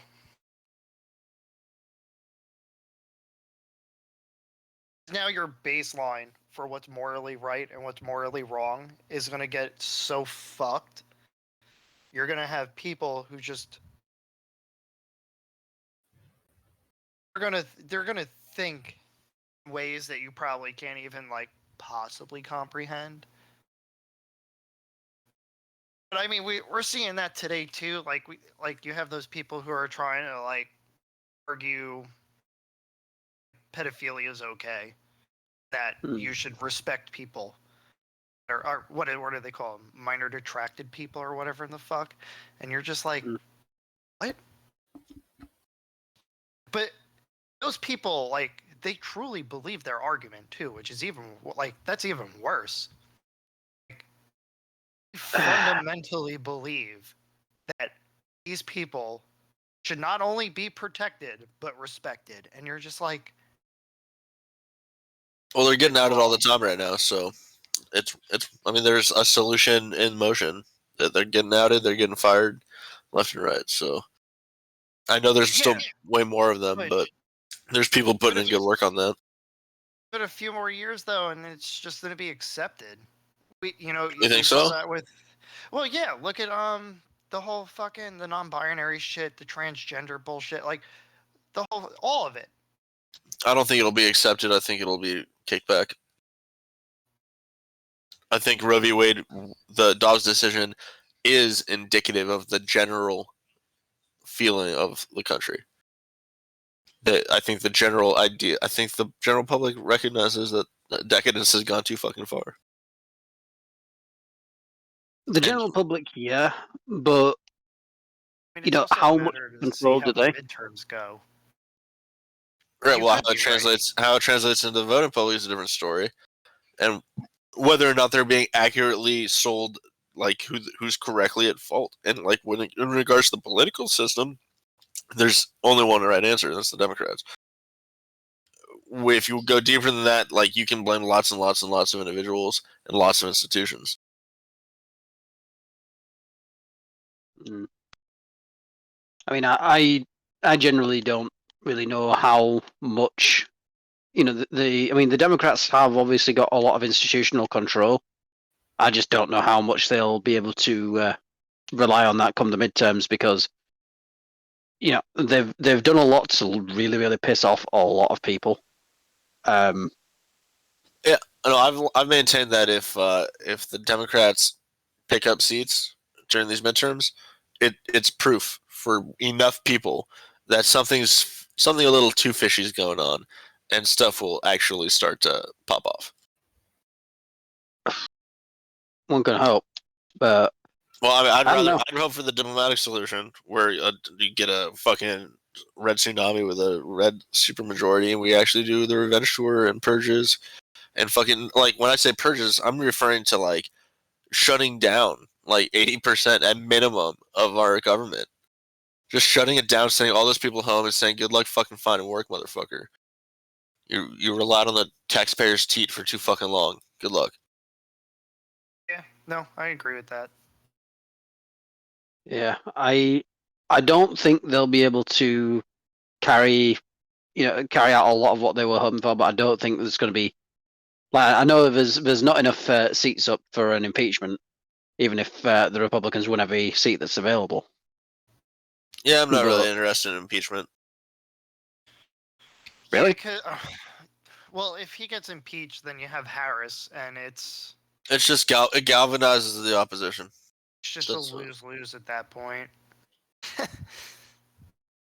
Like, you got someone who's definitely not in control, or someone who's sucked dick to get into power. Like, let him continue to be an example of how fucking incompetent he is and who he's representing are. Exactly. I mean, I understand the mindset. I'm just concerned that doing that is sort of a betrayal of the actual values that we stand for. Because if we believe that he has genuinely done wrong, which I think, yeah, he has betrayed the office of the presidency. He has, a lot of what he has done has been out with the actual, requirements that will be placed on a president. He is not executed his duties faithfully to the United States. By using that as a political football to say, well, we believe all these things. We believe he is dangerous and he is damaging, but because it is politically expedient to say, let him stand up as an example of everything that's wrong with him, with the system, we're kind of not living our values by not supporting that. I think we have a different idea of like what a good government in America looks like, though. Because for me, it's called no government. A government that is passing no laws at any given time is a perfectly fine government. So if a Republican Congress is trying to pass Republican laws and you have a deranged Democrat in office vetoing it, for the political expedience of showing the world that they're both fucking retarded and that neither one of them deserves power, yeah, why the fuck not? I'm not mad at that at all. And meanwhile, nothing's getting passed, nothing's getting done. The government isn't expanding. I mean, it is, but like the expansion has slowed down for that duration. And you potentially can get in some libertarians in actual office. Does that matter? I don't see the problem with that political expediency. I don't think any libertarian is running on a impeach Joe Biden platform. I don't think any Republican is either. I haven't seen anyone mention it. Even though I do agree they have sufficient evidence, or sufficient proof, I should say, to go through with it. But I still think it's better to keep him in. Yeah. We all know, including people that voted for him, they all know he was not qualified. Like, he's not capable of the position. We know it. The people who voted for him know it. The dude's a puppet. That's all he is. Yeah. I don't know, though. I mean, it's a tough one because, yeah, you're right on the, what it stands for. But I'm concerned that by not making the move to impeach, you're showing the people that, well, hey, it's okay for it to be like this. Yeah, because I would expect if a Republican did what Biden did, he should have been impeached. Shit, they can impeach him, and God only knows Biden's gonna be like, time to press the fucking button. Mm-hmm. So I don't think any of us predicted fucking nuclear winter on that bingo card. I don't know. But no, I think we agree with what you're saying. It's just, it's easier to keep him in because he's just gonna fuck up on his own. Whereas with Harris, you have to, like, she's incompetent, but she at least can talk. Barely. I think she's also an embarrassment. Well, she is an embarrassment, but I mean, compared to Joe, I think the reality of America is that people don't care. People don't give a shit. That or they won't watch it in real life. They won't actually watch the videos or hear the speeches. Instead, they'll just read a newspaper, read a news article online about it, and then that will be twisted in such a way that'll make it sound like they did a good job. I'm sure we've all seen the articles talking about how John Fetterman won the Pennsylvania debate. Oh, that was painful to watch. It's obviously nonsensical, but they're going to write the article, and then there's going to be some 80-year-old woman that doesn't know how to use YouTube or whatever and doesn't watch TV. She's going to tell all of her friends about how awesome Joe Fetterman is and how we should all vote for her or him. It's all people don't care. This is why I'm all about 100% all about reducing voting access. Yeah. I don't know. I'm just a lot of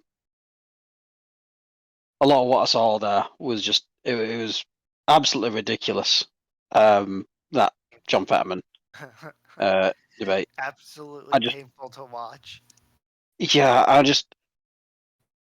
I don't understand why they agreed to go through with it when they must have known how bad that looked. 3 points. Mm-hmm. That's all it is. Right? All right. His opponent is Dr. Oz, right? A doctor. Mm-hmm. Unfortunately, a doctor who's mostly known as a joke thanks to what he's done with Oprah. Yeah. And then but after Oprah. Even though he was like one of the foremost heart surgeons in the United States at the time, too. Yeah. He can't turn around and be like, in my professional opinion, he's not capable of running because it's going to look like it's just not going to look good for him, right? Anything Oz does is going to look bad because they're using him as a way to shackle Oz down. Like, the dude had a stroke. He's legitimately retarded. Like, that's not something it's not unknown. Like, everyone knows it. Dude is unable to, like, he's incapable of doing the job. We all know it. Like, but what is the job? Because there's articles out there that say, well, the only job of U.S. senators is to vote yay or nay. That's a real article that was written in defense of Fetterman. Because, like, you saw in their thing, right? They were like, well, are you going to release the medical documents? And they were like, well, this is what you gave us, and it's just you saying that you're okay. They were like, but we want to see the actual medical records. And he's just like, nope, I'm fine. He didn't say it like that. He fucking made a really long trailing sentence that made absolutely no sense. But Dr. Oz can't say anything because they're going to turn around and be like, why are you making fun of a retard? Are you an ableist? Dudes. And then, no, they ran those headlines anyways, even though he said nothing about the stroke the entire time. If Dr. Oz wins, it's still a lose. It's still a lose. Why? Because he beat a retard. It's not really a win. Then if he loses, it's even fucking worse because he lost to a retard. And like Ethan said in our chat, at that point, you might as well just kill yourself because it's a fucking I said no such thing. I said something akin, but I did not say that you should kill yourself. Nobody should do it. Well, no, I was like Dr. Oz. That's what I would be thinking. I was just like, I can't imagine what's running through his head right now. And then imagine him losing, and then that's when you were like, I would just kill myself. I would agree. Because, like, at that point, you were fucked from the beginning. There's no way of coming out of that. But the Democrats did it on purpose. They're running with him for the pity points, and they know Dr. Oz cannot be critical of him because he's going to come off as an ableist. And out here in Oklahoma, which was the reddest state in the country for Trump in 2020, didn't have the highest percentage, but every single county went for Trump. Even here, they're trying to suggest that the Democrat has the lead in the governor's race. He's done nothing. He's had no drama. He's had no public outcries against him or anything. But the polling is trying to suggest that he's got the incumbent has a 1-point deficit on the secretary of on the former superintendent of education, which, by the way, Oklahoma is rated like number 48 in the fucking country for education. And the Democrats are running this lady who's represented Oklahoma education for 6 years. And supposedly she's pulling ahead in the polls. It's absolutely ridiculous. The whole thing is completely a sham. Completely for show.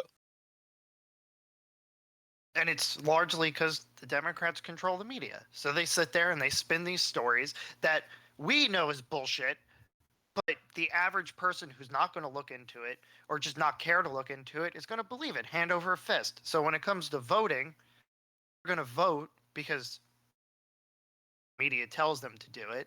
And when they go into the voting ballot, they're just going to sit there and be like, name looks familiar, and that's what they're going to pick. That's what they're hoping for. They're hoping for people to be that fucking dumb.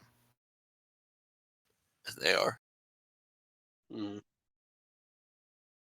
don't know. I'm I'm unsure if they can actually pull that off.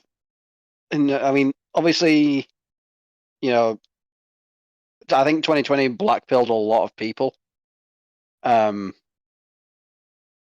that's at the same what time, we're kind of hoping. Well, if it blackpilled, that means they won't be voting, and I'm hoping they're coming out in we're droves. hoping it red pilled a lot of people, but no, I think a lot of people have sort of, if they've not switched off to the political game at the moment, they just have no faith in it. You know, which arguably could be worse than, you know, getting them riled up. Because I mean, yeah, you get them riled up, you get shit like you know, the BLM protests on January 6th, which, you know, whilst entertaining, are not politically expedient for whoever's there. You know. Rittenhouse set a precedent. Well, that's the thing though. Is like look at what's happening. You still have people, like, I see it every single day. Like, I log on to Twitter, someone calling Rittenhouse a murderer. It's like, textbook self-defense, right? Yeah, I mean, the kid did nothing wrong. Man, all you gotta do is just be like, "Did you watch the trial?" And if they say no, just be like, "Then I don't care what you think." You're also gonna get a lot of people that say Christ isn't king. So like, does that make you lose faith in the innocence of Rittenhouse, or in the fact you believe Christ is king? Like, people, detractors exist at every level, at every point in history. They're never gonna go away. They're never gonna stop. And until rapture happens, or until Mashiach comes, from my perspective, and like, just because there's people out there spreading this misinformation doesn't mean that the world isn't going the way the world's supposed to go. Yeah, I don't know. I kind of struggle to understand how people can still go along, like, because a lot of the time you talk to these people, they believe some absurd things, and they believe it so wholeheartedly. It's like, we've said this before, we're trying to make logical sense of the illogical, and it's just impossible, because I can't even give an example. All right, the people that say you can't be racist to white people, right? Mm-hmm. The statement in and of itself is racist, but they're just like, no, it's not. And you're like, yeah, it is. Like, make it make sense. And it's like, okay, if you can't be racist to white people, then here, let me fix the sentence for you. You can't be racist to black people. And they're like, no, but you can. And I'm like, okay, if I can change one word and it's not true, changing it to another word still makes it not true. Like, but they exist in this world where it's even funnier when they point out whatever that they fucking want. It's even funnier when they point out that, well, it's because power dynamics. Okay, so go to Nigeria, right, where black people run everything because it's Africa, and there are actually like major metro areas within Nigeria, and go into one of those major businesses, and I don't know, Nkongo Gigaba decides he's not going to hire a guy from South Africa because he's white. But white people aren't power in Nigeria. They have no power there. Oh, but still not racist.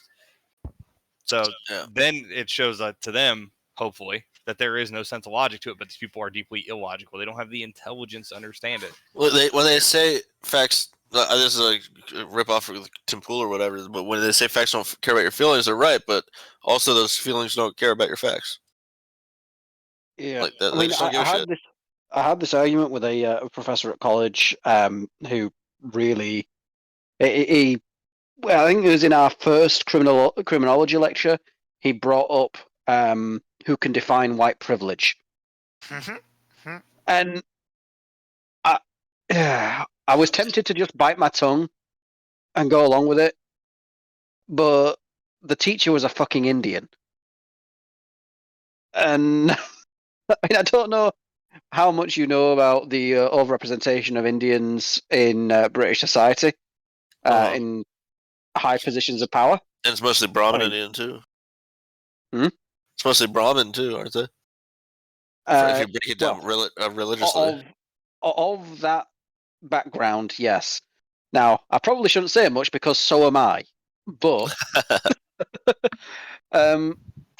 but yeah, no, it's the incredibly overrepresented. I mean, shit, one's our fucking prime minister now, right?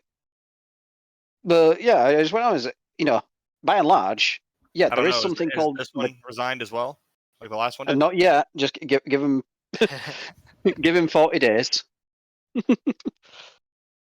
But so okay, you can argue that there is a majority privilege in a country because people will naturally be more favorably inclined to those that look like them, but we are a very, very multicultural society. I guarantee you go to China, you will not have fucking white privilege. Yep. Or even if you just go to India, or if you go to the Middle East, or if you go to Africa. Chicago. The funniest example, because India, they straight up beat someone to death for suggesting they stop shitting in the street. That is actually not a joke. And that goes back to those charts that I've shown you guys a couple times about how all these different ethnic groups feel about themselves versus the other ethnic groups being charted. And it's just whites are the only one with an out-group preference. Yeah, exactly. And everybody else puts the whites significantly lower than everybody else. It's just like trying to be friends with everybody. Turns out means you make friends with nobody. That's the way it is.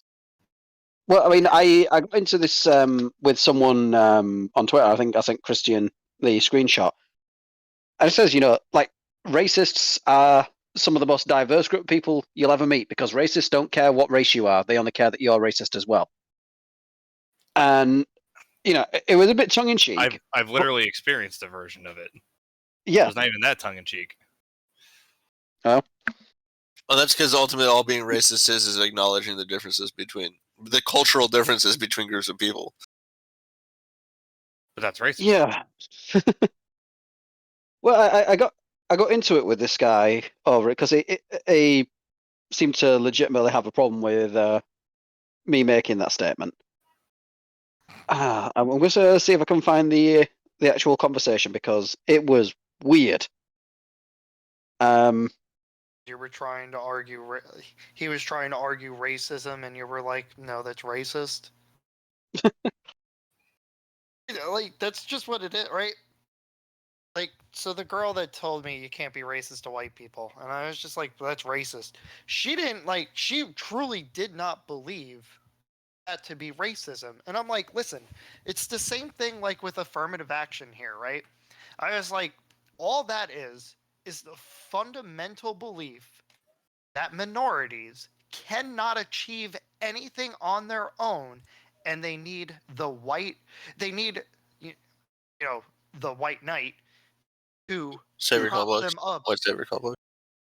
Yeah, it's what we call the soft bigotry of low expectations. Yeah, right. Because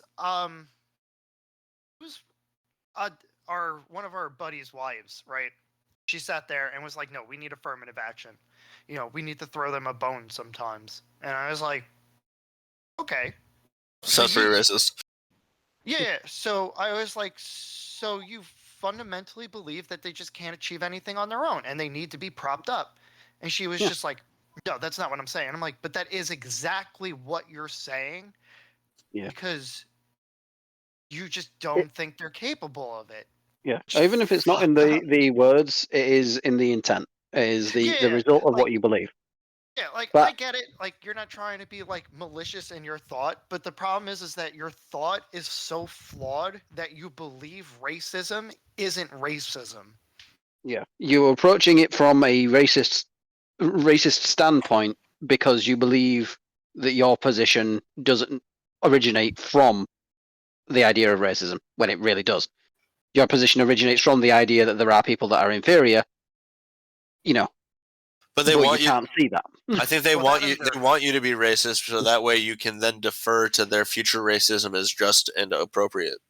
And that's exactly what Kendi's argument is the past discrimination is solved by current discrimination, and current discrimination is solved by future discrimination.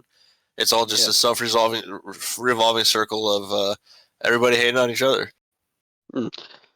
Yeah, well, I got into it with this guy, and he goes, I made the joke, says, racists don't care about where you are, only that you're racist too. And guy goes, imagine thinking that. I says, look, you work in logistics with white working class, Middle Easterners, blacks, Hispanics, and Polacks. The main thing you'll find out is that they're all incredibly racist, and that they would die for each other. And this guy hits me with, that doesn't take into account the hierarchies in societies. So I respond, what? And then another response, she says, no, seriously, what the fuck has that got to do with a joke or observation? What has that got to do with anything? Do you have brain damage? The funny thing is the hierarchies in societies, like these people are all existing within the same society that you are referencing. They all literally have the same type of job, probably living the same general lifestyle with only slight differences. They're all probably living in apartments that are too expensive or houses that are too expensive, eating food that's too expensive. Well, I was going to say the hierarchy doesn't exist. They all share the same job. Yeah, like it doesn't. Exactly. It doesn't matter like what they are outside of work. They're working the same job. They're in the same position. The hierarchy does not exist at all.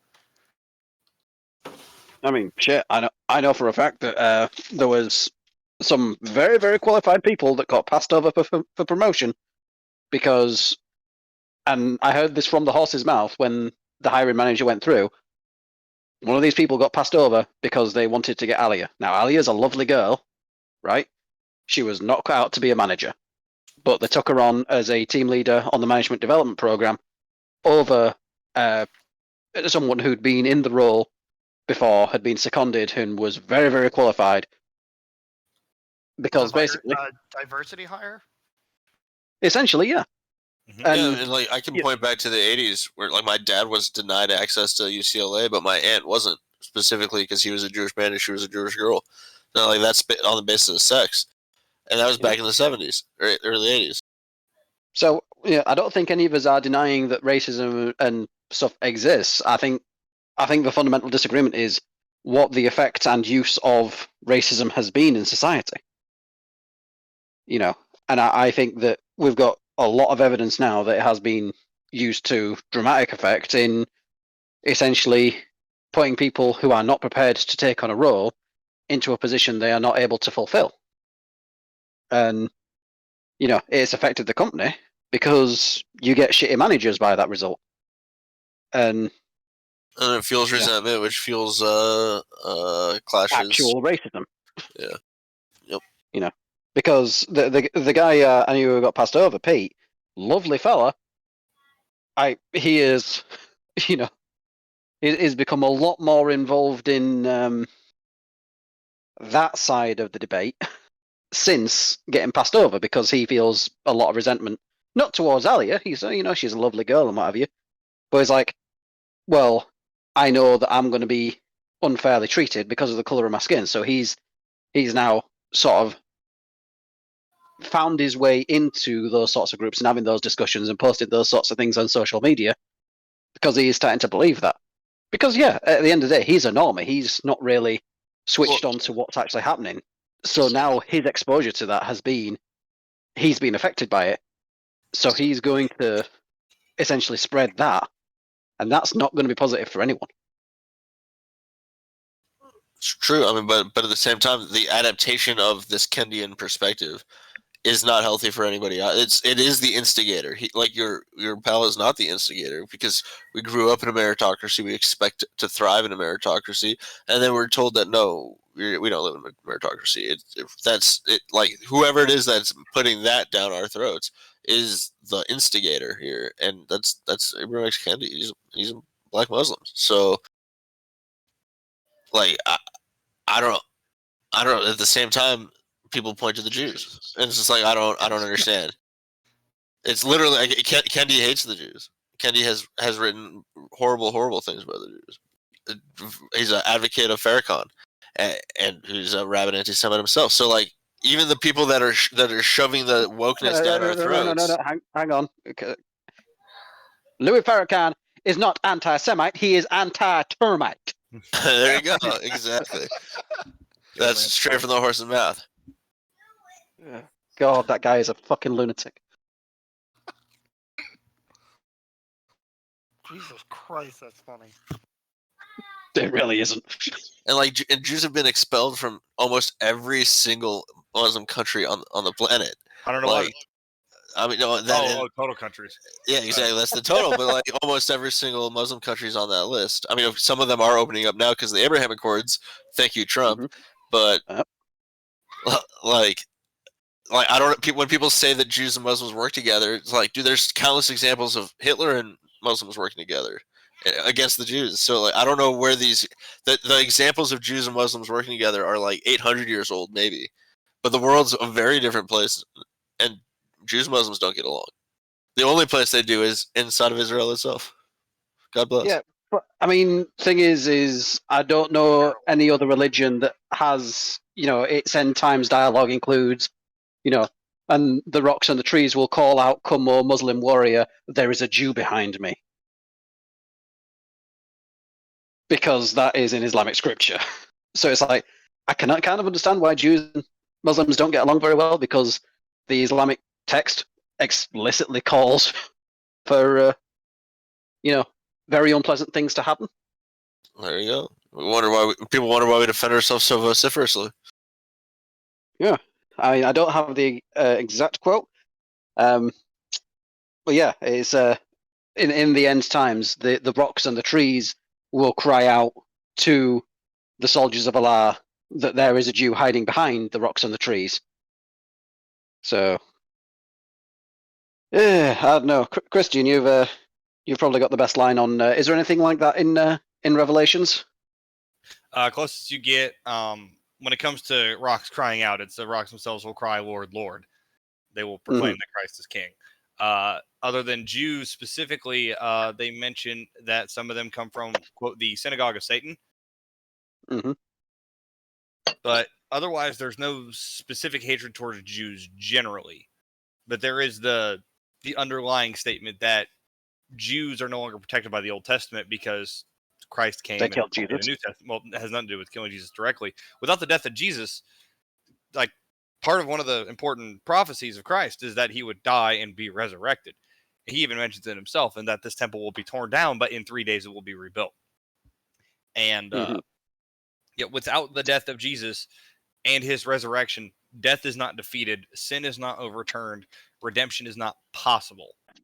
So hating the Jews for doing the thing that was necessary for all of humanity to be saved is a little silly.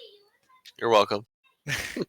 But for those who would use Judaism as a cover and use it to subvert good people from following the word of Christ, the word of God, or even just on the other end being good Jews, is outright the synagogue of Satan. I guess you could call that the Reform Judaism movement. But there are some, as you mentioned earlier, Methodist preachers who seem to think that there is some special exemption for the Jews when it comes to Christ's judgment, that because there was the Old Testament, that the Old Testament would never be overwritten, that Christ's sacrifice isn't necessary to them, even though literally every one of his apostles was a Jew. Damn near a significant portion of the people they converted in the early days were Jews. One of the groups that I remember, it was Paul who wrote about Jewish Christians, essentially. They were called Judaizers, and they believed that Jewish rituals, like the old Levitical rituals, were more important than believing in Christ. That's like one of the great lines that comes out of the New Testament regarding Paul, in that he says, to paraphrase it, if you think circumcision is so holy, just cut your whole penis off. Okay, based. I mean, that's not the covenant that God demanded, but it's whatever. Apparently, the Quran's the same way. I'm looking it up right now. They differentiate between a good and bad Jew. I'm trying to see in what way, though.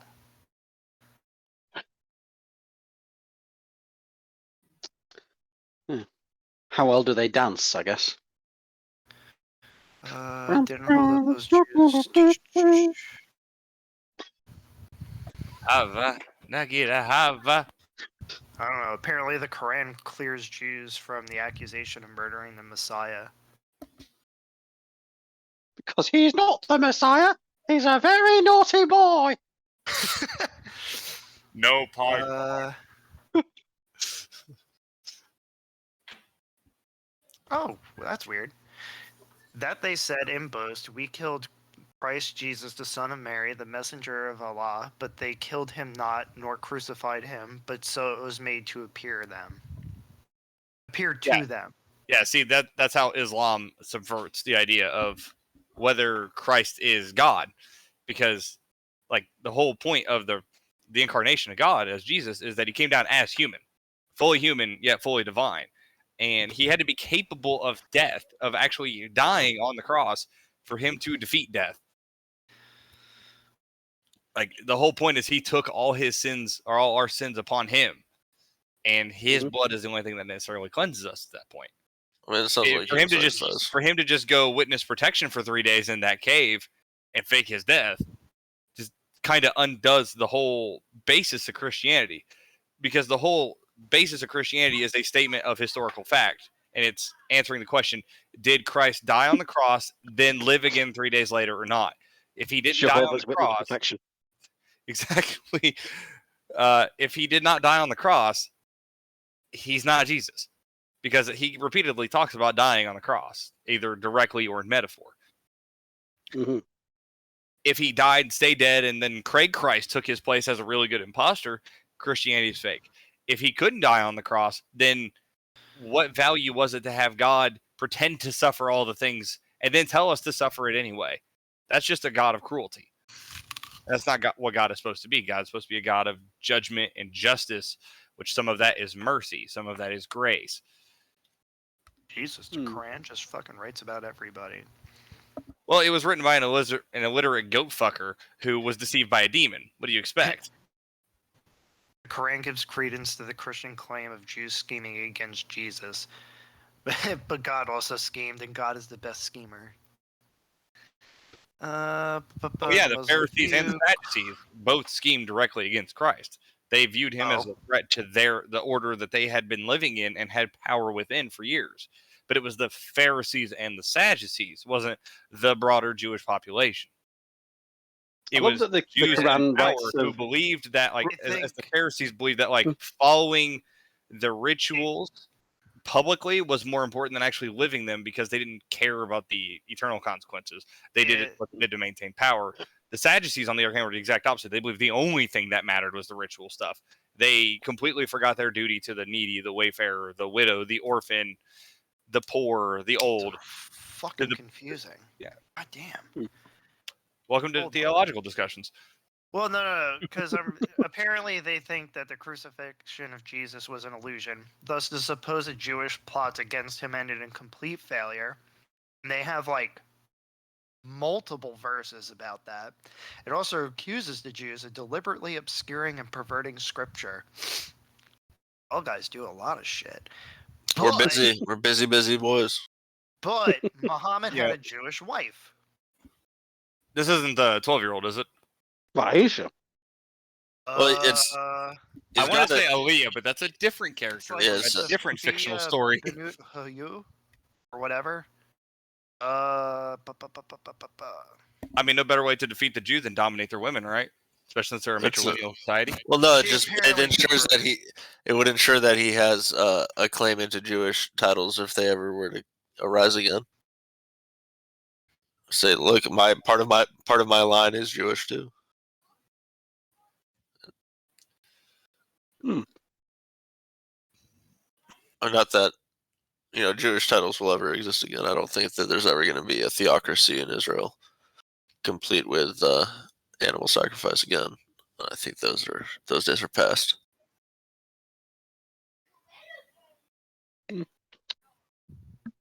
Only one way to find out. This shit is all over the place. Yeah, I was just looking through. It's kind of amazing how Islam writes about Allah as kind of being Gawk and Mork.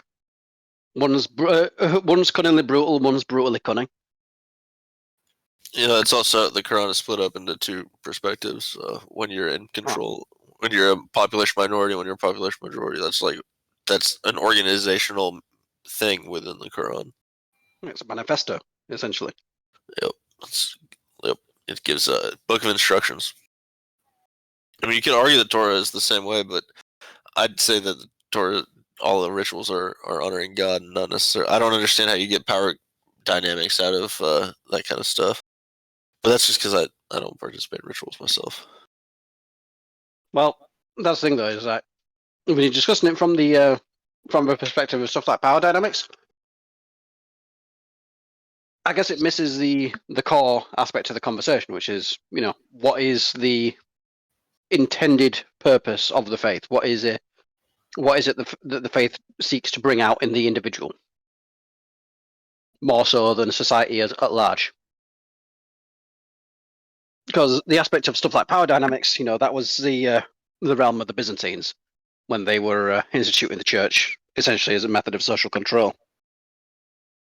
And yes, I still haven't forgiven the Byzantines for that. So, would you rather have it be Byzantium, Constantinople, or Istanbul? Constantinople, motherfucker. Well, that's the natural result of the Byzantine church.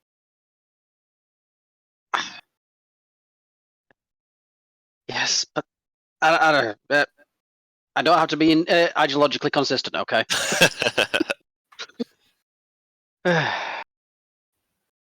No, I don't know, dude. You just want a return of what happened to the Praetorian Guard. That's what you want. I don't know. There was a lot of talk of what is it? Trump basically being a version of Napoleon, which he really fucking failed at. Which, well, I mean, Napoleon spent how long in Elba? Like 2 years? 3 years, yeah. 3 years. Trump could run for election again after 3 years and maybe come in with a sweeping tide. I mean, of course, that doesn't end well, right? Like, I mean, Napoleon only has like another 9 months or something like that in control before he gets shut down again, right? I don't know. He's a fairly old fella now, so it's entirely possible.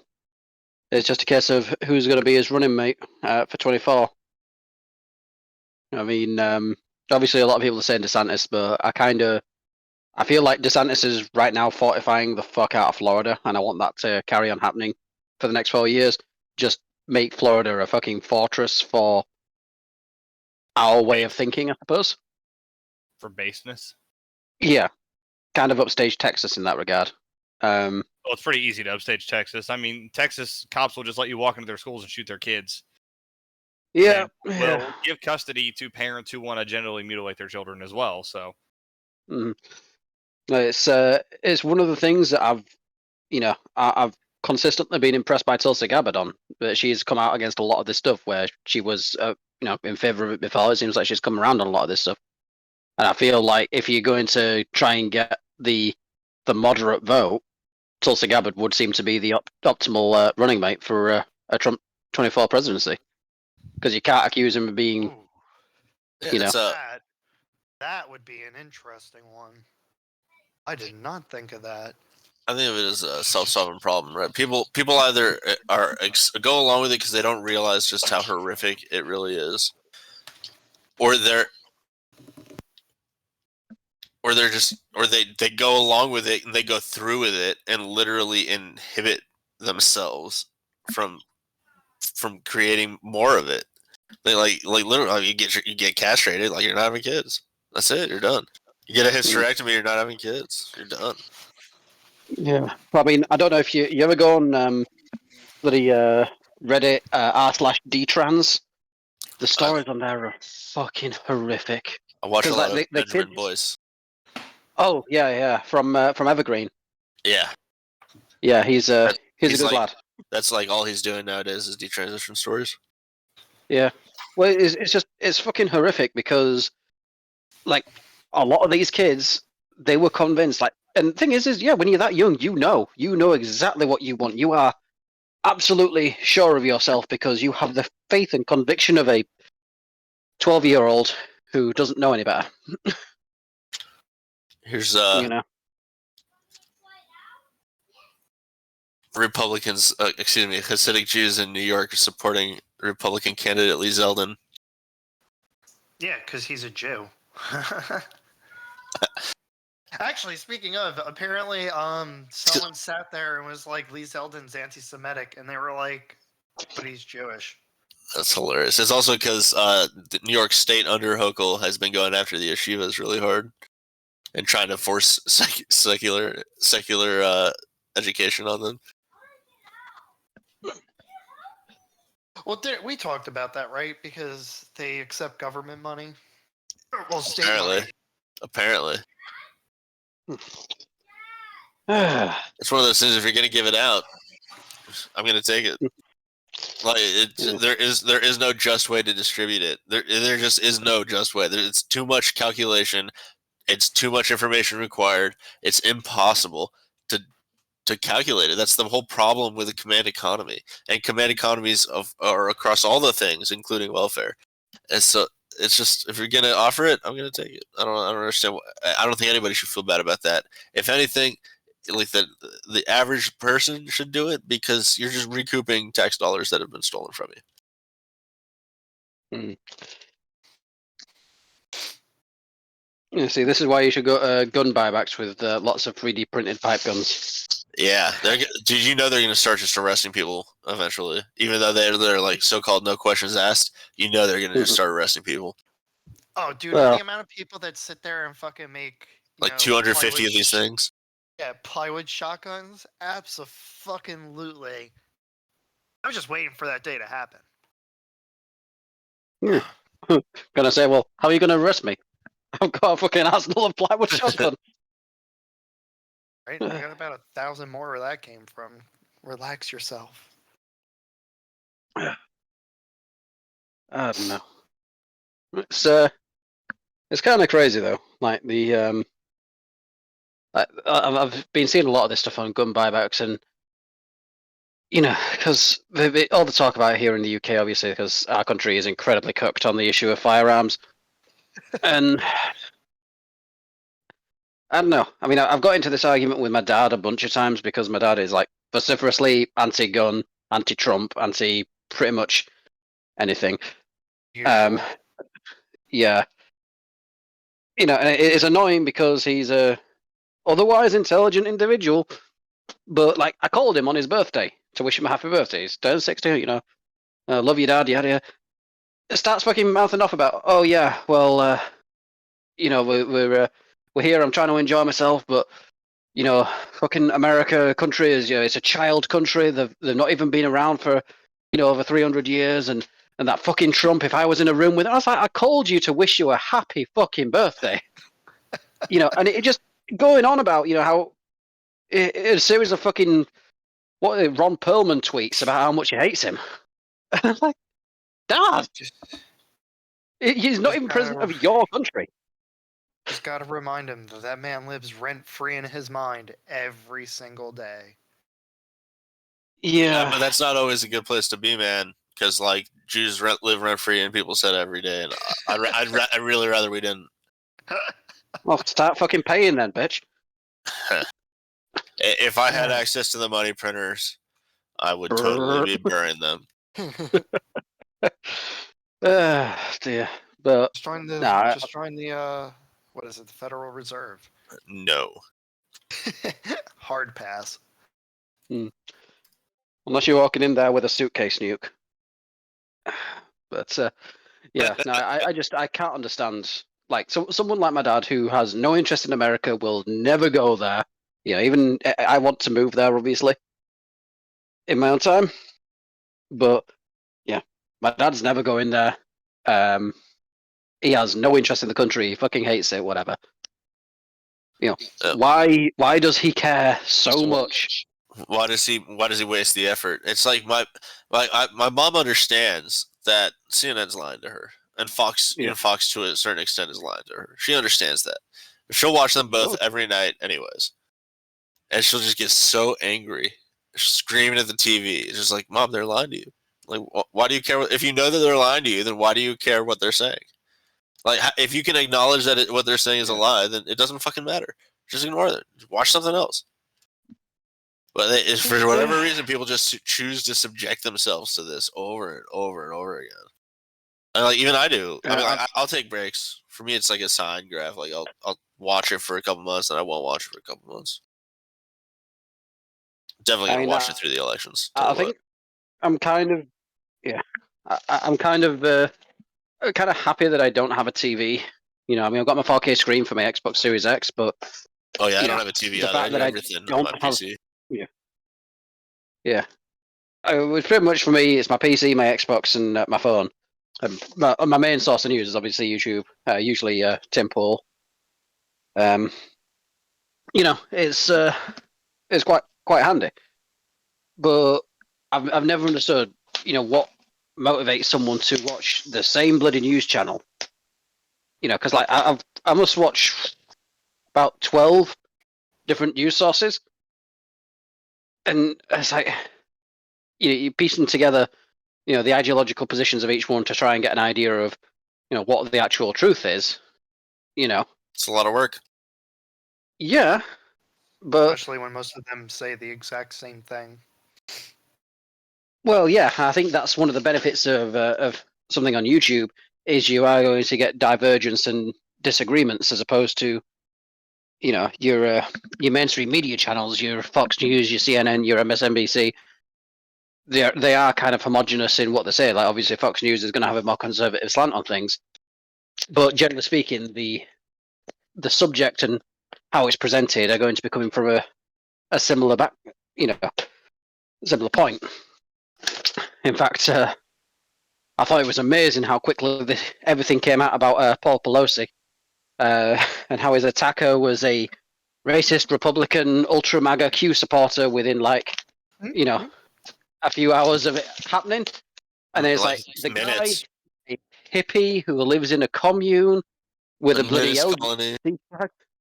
Yeah, sticker on the window. He was known to the house. He was welcomed in by Paul Pelosi himself earlier in the night. Like just so many, and now Viva Frey, by the way, just got suspended off of Twitter for asking these questions. He's a Canadian lawyer. He does a lot of stuff with Robert Barnes. Yeah, his coverage of the Rittenhouse trial was fantastic. Yeah, he also did a lot of stuff for the Canadian trucker stuff. Yeah. Oh god, that's a whole nother subject. But yeah, now Viva Frey does good work. But yeah, the whole Paul Pelosi situation is like, does anyone believe that wasn't his, one of his rent boys? 100%. That's exactly what I believe. But that is exactly what I believe. And I think that it was one of his, fuck toys or whatever, but I think he's set up like explicitly. I don't think that any of this happened at all. I think he just got invited over for a night for a fun, $2,000, and I think he just got arrested just like that. I think the whole thing was staged. Paul was also apparently drunk. So. Yeah. Well, I have several questions about how the hell did a 80-something-year-old man walk away from an apparent hammer attack? From a 45-year-old. Exactly. That's what I'm saying. Like, the whole thing, I think, is complete garbage. I think it's explicitly intended to try to prove maleficent intent from Republican people. And they don't need people to know all the facts. They only need people to see what was published within minutes of the attack supposedly happening. And that's exactly what people are going to see. Yes, what is it? By the time the truth has its boots on, the lie's halfway around the world? Or something like that. Yeah. I don't know. It's infuriating, but I don't know. It's kind of funny because, like I've watched a lot of the discussion as it unfolded, and I don't know if I'm just completely broken at this point. But it was like, even as it was happening, as it was the news was breaking, I was like, okay, this is going to turn out to be, something completely different. Yeah.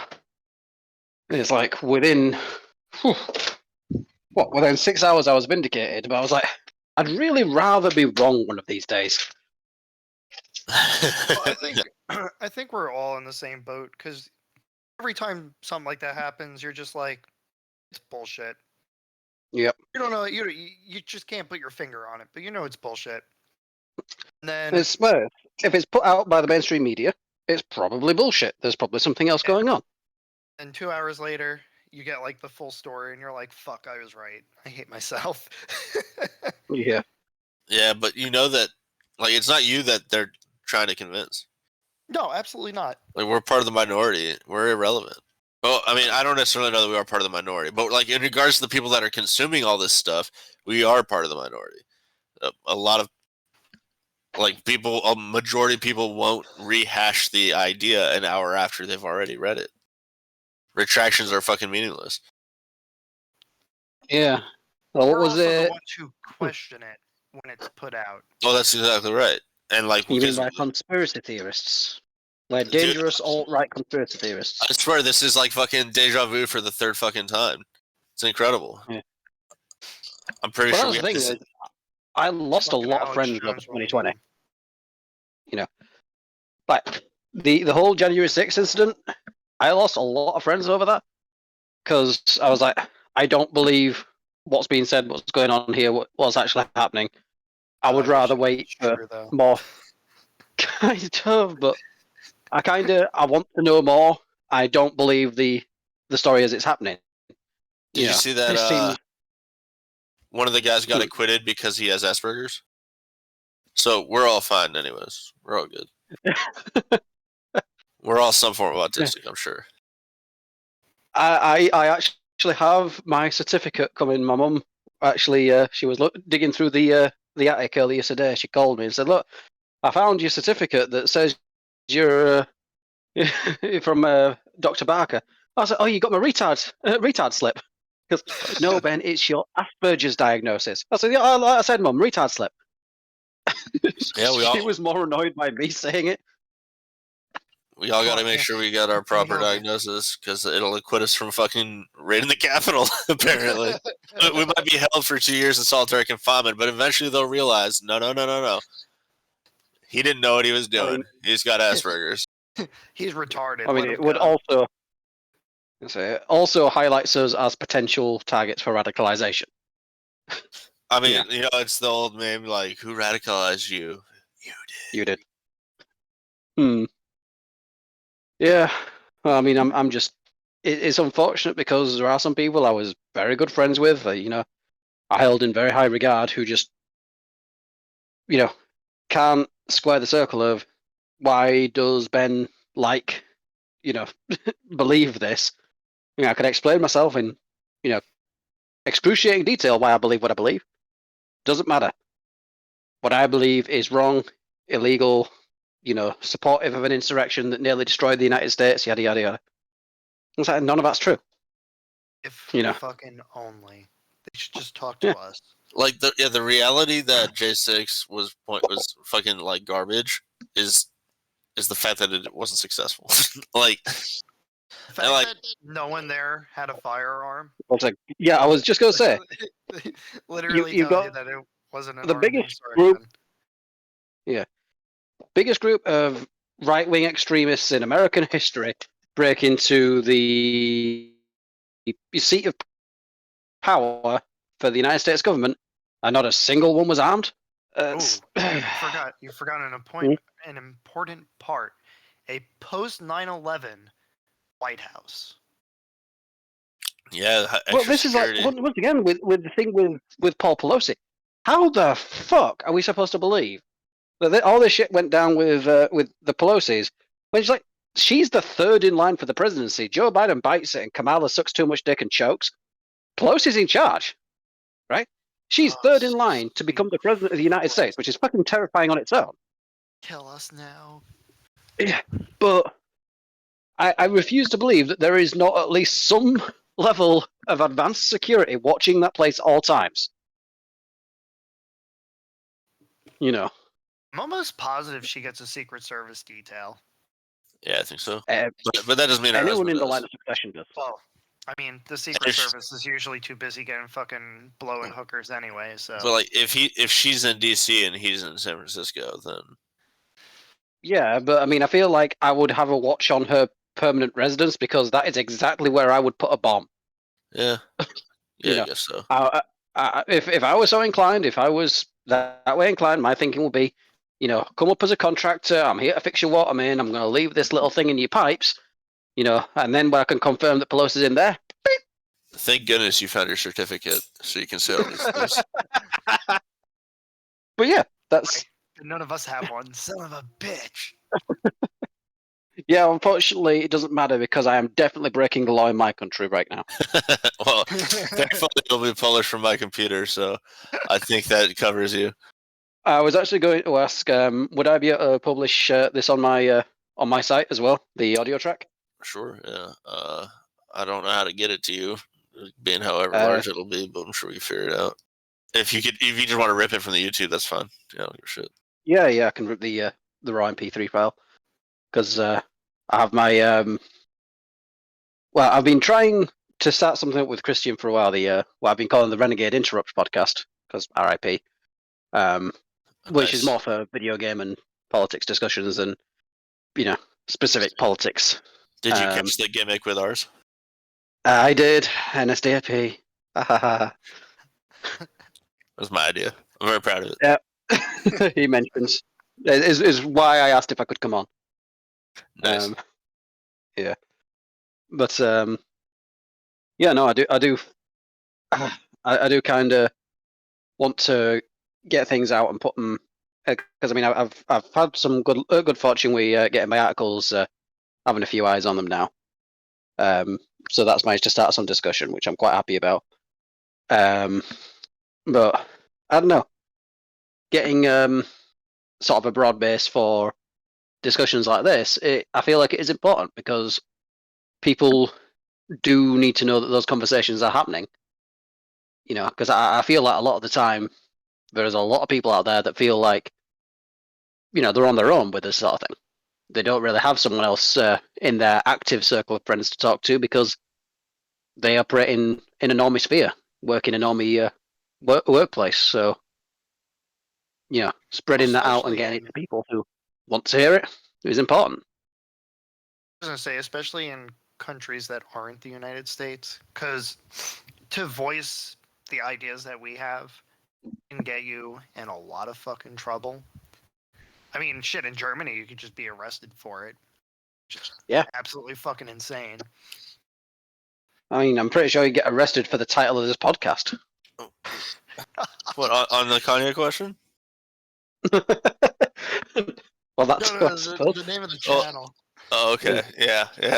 Well, in regards to the title of the podcast, which we were titling on the Kanye question, it's taken from Mark's work in 1843 called "On the Jewish Question," where he's writing correspondence back and forth with a German dude named Bruno Bauer, and the final quote of that book is, "The emancipation of the Jew from society is the emancipation of society from the Jew." And if that doesn't sound like Hitler, I don't know what does. And so that's the funniest thing is the actual neo-Nazi website Stormfront has a whole section dedicated to the Jewish question. Mm-hmm. And it probably answers it in a similar way. Yeah, it's like the language is ripped explicitly from Marx, which I've always thought Stormfront was a honeypot by the way. I kind of feel like it might be, but. This is what I've never understood, like with the Marxists and like communists and everything. It's like, yeah, obviously we all agree Nazi is pretty fucking terrible, right? If you walk into someone's house and you find an actual, Nazi flag, you think, okay, this individual is at the very least a little bit suspicious because he's advocating for an ideology that's responsible for, about 500,000 deaths. I understand the joke, but of course you got to include all the casualties of war also. They're all falling on Hitler. Every single one of them. No doubt. I don't disagree. And yeah, like I said, I find the Nazi ideology absolutely reprehensible, right? But communism is responsible for tenfold, if not 100-fold, the deaths attributed to Nazism throughout history. Yeah, and people can fly that flag with pride. And communists everywhere, by the way, have hated on Jews too. Everywhere at all times. Yeah, look at the Labour Party here in the UK. Yeah, and during Stalin, they were persecuted, arrested. Even during Lenin, they were being arrested. Your question's also really easy to answer. It's education, right? Yeah, well, I don't know about like school for you, but I know for like me and maybe Ethan, we were always taught about the Holocaust, especially because there was a big resurgence and like learning about it because a lot of people were like, I don't know what the fuck that is. But that goes back to people just being dumb. But when it comes to communism, we're not taught anything about it. Yes, people don't know about the Holodomor, don't know about the Gulag. We're not taught about Stalin. We're not taught about Pol Pot or Mao or any other, like. It's because we're taught about Keynesianism, fundamentalism, mixed economy, which is a dictator's step away from a command economy. It's every fucking buddy's wet dream. They got to set it up so that way the dictator can take the reins when the crisis happens, when the emergency happens, and they need somebody in charge. This is the presidential philosophy for the last 100 years. Yeah, I know though, because like to me, is that I see like there's a place in my town called the Red Shed, and it's a communist bar, right? It's been yeah, but it's been there for I think since 1962. Jesus Christ. Yeah, it's been there all this time. They've got a flag on the front saying like for 60 years a socialist shed. It's exactly repressive tolerance again. In the right wing world, quote quote, the right wing world, the communists are allowed to exist. Find the capitalists live inside the communist place in 1962. They don't exist. This is the same philosophy for over and over and over again.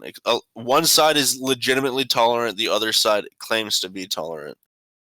Yeah, but it's like from my perspective is, for me, that bar is no different to a Nazi hangout, because they are advocating for an ideology and a philosophy that is responsible for, so many more deaths, and so much more human suffering.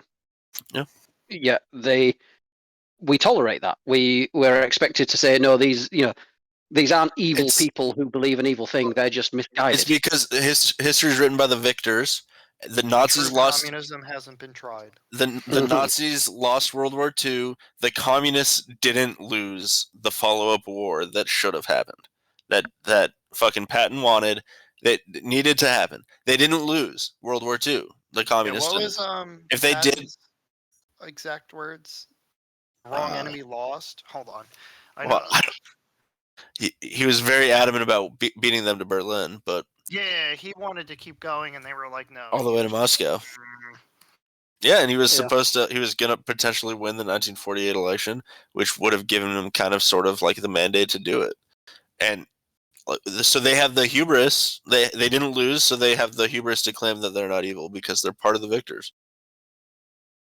Yeah, I don't know. I mean, I just find the whole concept's absolutely reprehensible, because you've got people who advocate and simp for an ideology that has caused so much more suffering, and we treat them, in our countries, essentially, at worst, misguided. And it's like, no, what you are advocating for is evil. What you are advocating for is the death of society. It's genocidal. I tell people that all the time. Communists are genocidal. Every single one of them.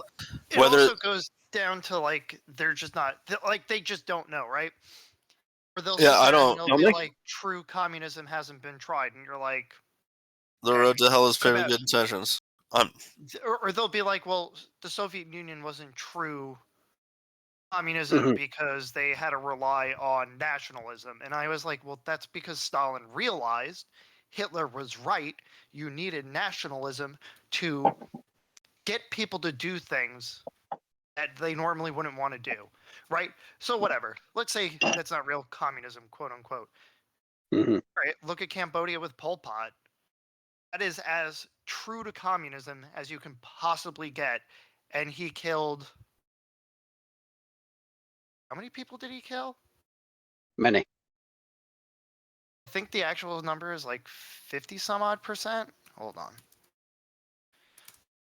I remember there was the whole thing of him hunting down intellectuals on what he used as a. The first people he killed were lawyers, teachers, and I think people who wear glasses.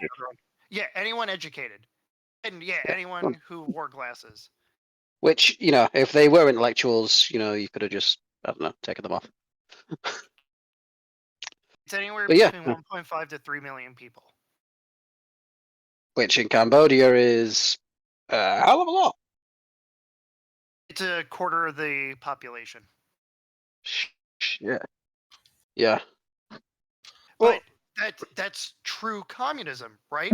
He killed. No, dude. See, no. The thing is, we all know this. That true communism is where the state has successfully replaced God, and in their utopia, true communism is equivalent to rapture or the Messiah coming. But that's what he did, though, right? He killed all the people who were educated enough to know what he was doing.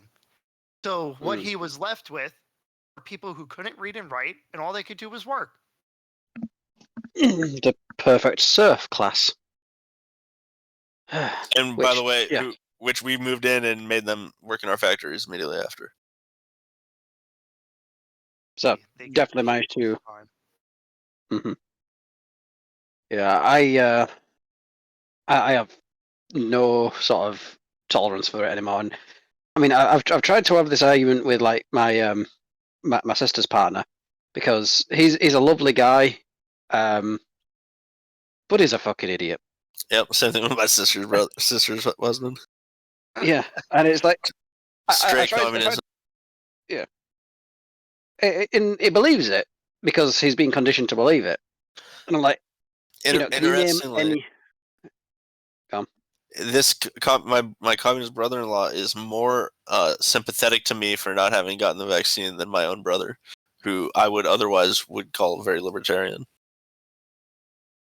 Yeah, the vaccine issue has been such a shit show.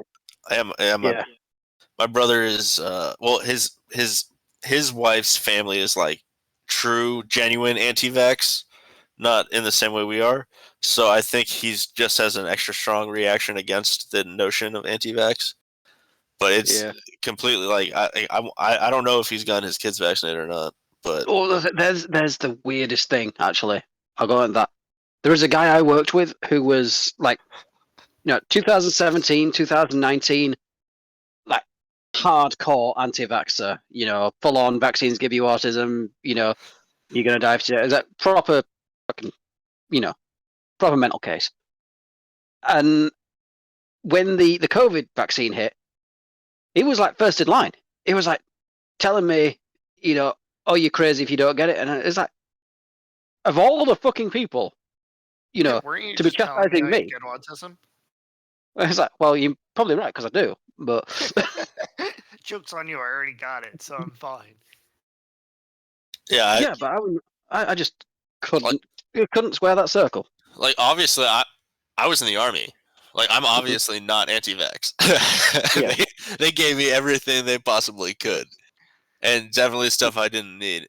And maybe that's why I am the way I am today. But like when this one came around, it's just like, dude, no fucking way. I've got a 0.001% chance of dying if I contract it. I'm good. Well, so right, that was the thing. Right, there's the 0.001%. There's not even like ignore the fact that there is a high probability that you're asymptomatic to begin with. I still can't tell you if I have had COVID. I still don't know. I don't think I have had COVID, but I've had one at-home test that came back positive that 3 weeks later got recalled. So I don't even know if I've ever had COVID during this entire fucking thing. Well, all right. So that's the other thing, right? With the at-home, like the testing kits in general, whether they were at home or in the hospital. Do you know what their false positive and false negative rates were? Dude, mine had a fucking false positive rate of like 9-1. I read that shit in the pamphlet and I was like, what the fuck did I even spend $40 on this fucking test for? It's ridiculous. Right. And the false negative rates were just as high. So you sit there and you're like, what the fuck is the point of this? And then you have the fucking Chinese that are like, that's because you got to stick a finger up somebody's ass. And I'm just like, all right, fuck, they're trolling the shit out of everybody now. There's no fucking way. And there they are, just fucking shoving thermometers up people's asses. And you're like, what? What the fuck? But no, man, like, so. I still can't believe these labs that we do this shit in are in China. Like, they're just they don't have any ethical reasons. Like, but they've got codes. Such a big population that, like, if shit goes wrong, it's gonna go wrong there first and fuck them up way harder. Well, you saw the whole like controversy with the whole right with like the whole 6 million, 6 million erased phone numbers. Here's that, right? The international community raised concerns about the Wuhan lab, about how they don't follow safety procedures, and that's dangerous. It's probably why they weren't given a smallpox vaccine, the smallpox virus to work with, right? But here we are sitting there being like, hey, I'll give you some fucking free monies if you could get this bat virus to transmit to humans. And the Chinese were like, okay, cool. How much are we talking? You know, it was like, what, 50 million? Which is a shit ton of money for them. So they chose the worst fucking facility to research a SARS variant and not only research it, but make it transmittable to humans. I mean, I understood that it was like a relatively high security facility. Well, yeah, high security, but they didn't follow any of the safety procedures. Yeah. You got like slammed on it on every single one. But the whole thing was like, all right, this is the facility that you trusted to research this virus. And then they sat there and they were like, yeah, it just kind of appeared out of nowhere. Meanwhile, Fauci fucking puts in his email headliner, you know, form of function research, and you're like, why are you this dumb? Why is the public so dumb that all the lawsuits against him are turning up empty? What's the name of that dude that's suing all these people?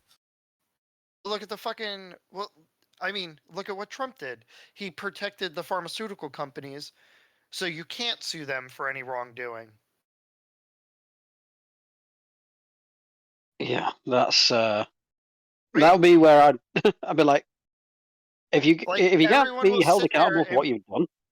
Yeah, like people could sit there and be like, "Oh, you're a Trump supporter," and it's like, no, I'm going to be objective and tell you that he was decent for what he was, but the things he did do, not only do I not agree with, I do think they are not arbitrarily, but significantly worse because he did it, right? He protected the pharmaceutical companies so you can't sue them for any wrongdoing.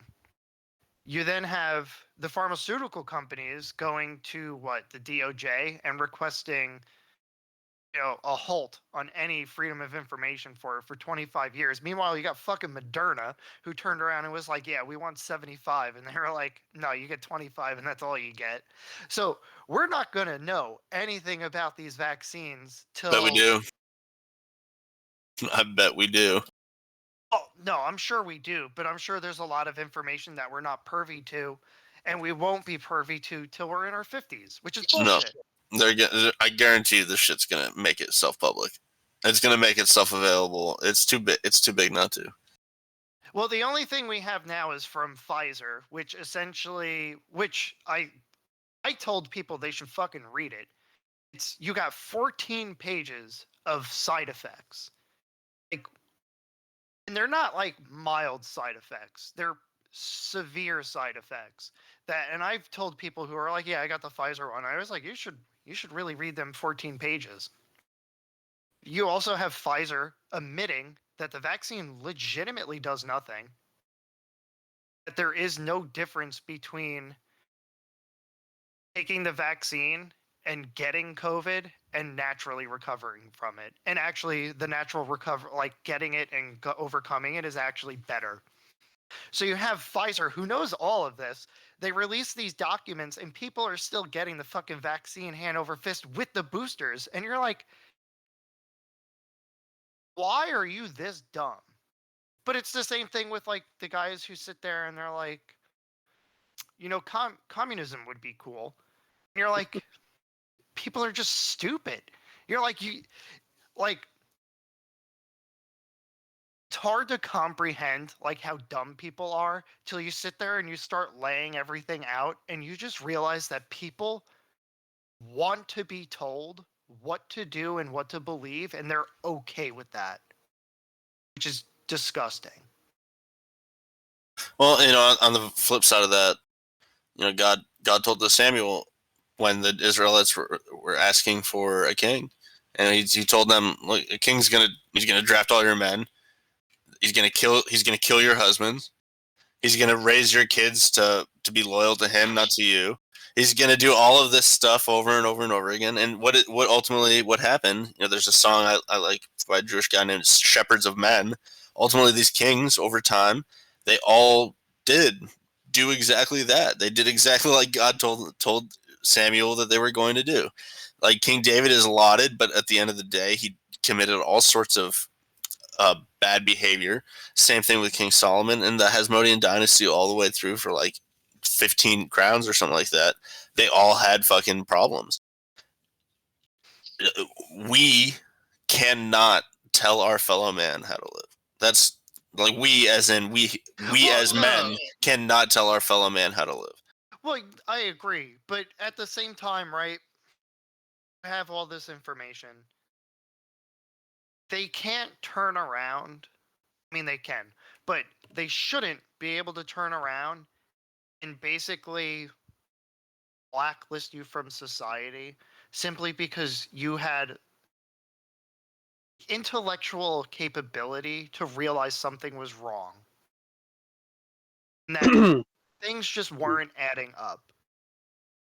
Yeah. I mean, I was incredibly pissed when it all went down because my partner, she had to get her first round because she had to fly back to Poland for visa purposes. So she had to leave the country and come back. I was like, she wanted obviously to come back, and she couldn't come back to England if she wasn't jabbed.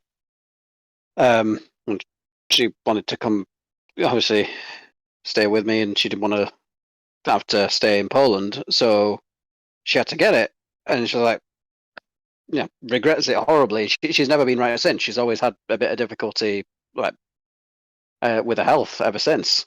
And I mean, I'm never going to be pissed about that because, like, even when I took her there, you know, I sat alongside her when she went through it all. You know, I just said, like, you know, what you're doing is fucking horrible. I don't want her to go through this. And you know, that was the only way we could stay together. You know, and I don't know, I'll never forgive him for that. But you know, you have to look at it. And you got to think like, okay, they're getting money out of it. Sure, you know, these companies are making a fuckload of money. But what's the end goal? Because it's not just money; it's about control. You know, it's just like you're seeing people wearing the mask. You know, it's not about that. It's about being able to exert control over people to the point where, as Voltaire says, you'll make your own chains. And well, yeah, I'm fucking. As Alex Jonesy about as it sounds, I think it was just a test. Well, they've said they found is it a university lab in Boston has managed to create a strain of COVID with an 80% kill rate.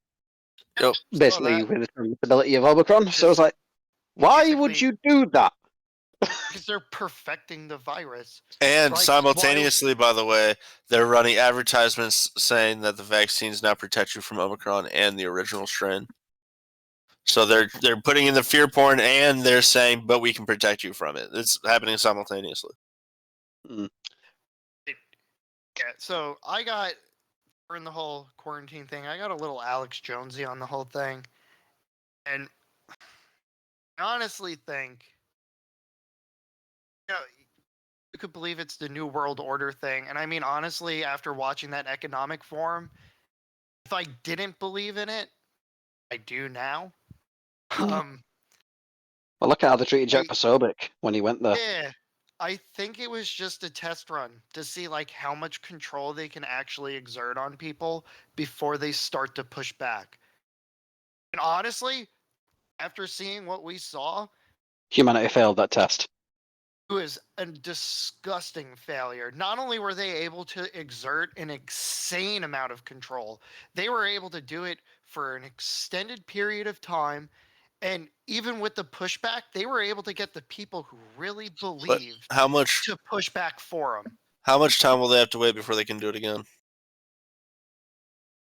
Because I think that if they try to do that shit again in mass for here in Oklahoma, I think that people would just ignore it. We already had a very decent population here just ignoring it, and so did most of the internal of America.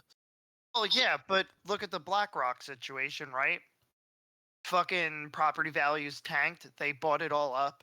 You got all that property that people are never going to be able to own. They were never going to be able to own it anyways, bro. Oh yeah, but they're playing the long game. They could sit there and wait 10, 20, 30 years and then just rinse and repeat. I mean, you have COVID. I disagree, because ultimately all BlackRock is, all Vanguard is a collection of stock ownership. Like, all it takes is for one of their pillar stocks to collapse, and they become significantly less wieldy. All it takes is for one of their largest investors to just yank all of his money out, and it becomes these things are susceptible to market forces. Well, yeah, but all right.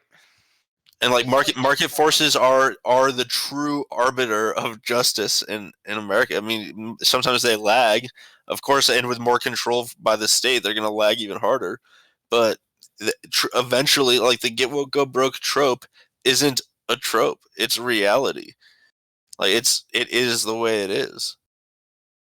And like I hate to say it, that some large cases, like, reading all the time about anti-Semitism is one of the woke positions. Although also being an anti-Semite is a woke position. So, whatever.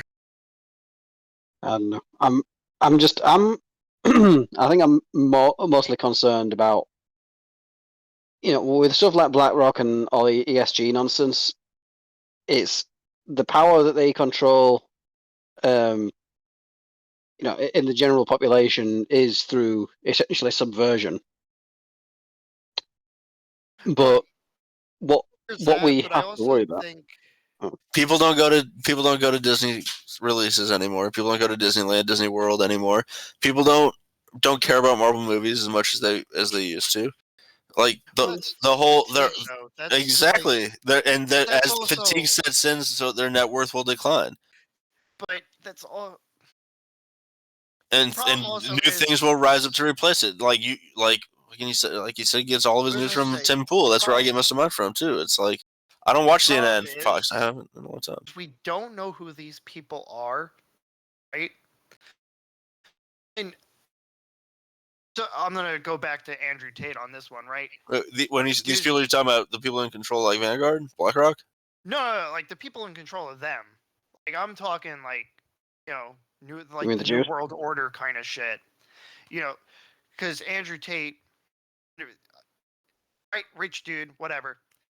He literally has sat there and is just like, there are people who control the world is corrupt. An acceptable fact, right? But he maintains that the amount of control these people have is unfathomable to us. And I mean, in reality, seeing what they did to him, seeing what they did to Kanye, the fact that with a simple phone call, they can just remove your existence from the map just because they don't like what you're saying is not only terrifying, but the fact that they could do it to you and there is no way you can recover should mortify people. Wrong word. I mean, that's fair. But you know what I mean, right? Like,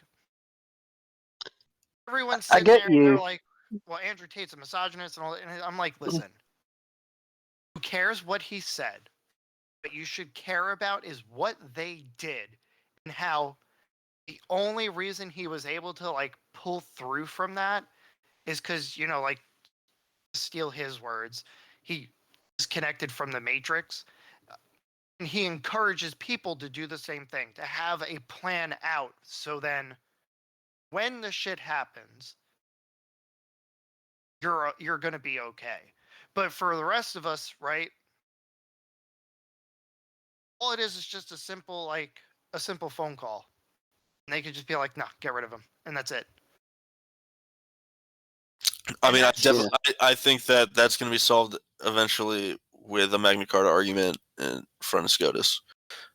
The fact that they can wield so much power against an individual at any given time without due process is a SCOTUS-worthy argument, and it's exactly what they've been doing. It's completely inappropriate. Yes, each company is allowed to enforce their own, terms of service, but at the same time, if you are denying a person access to general society, then you're violating their without due process. You're violating their rights. More unique position because most of these platforms are existing as platforms, which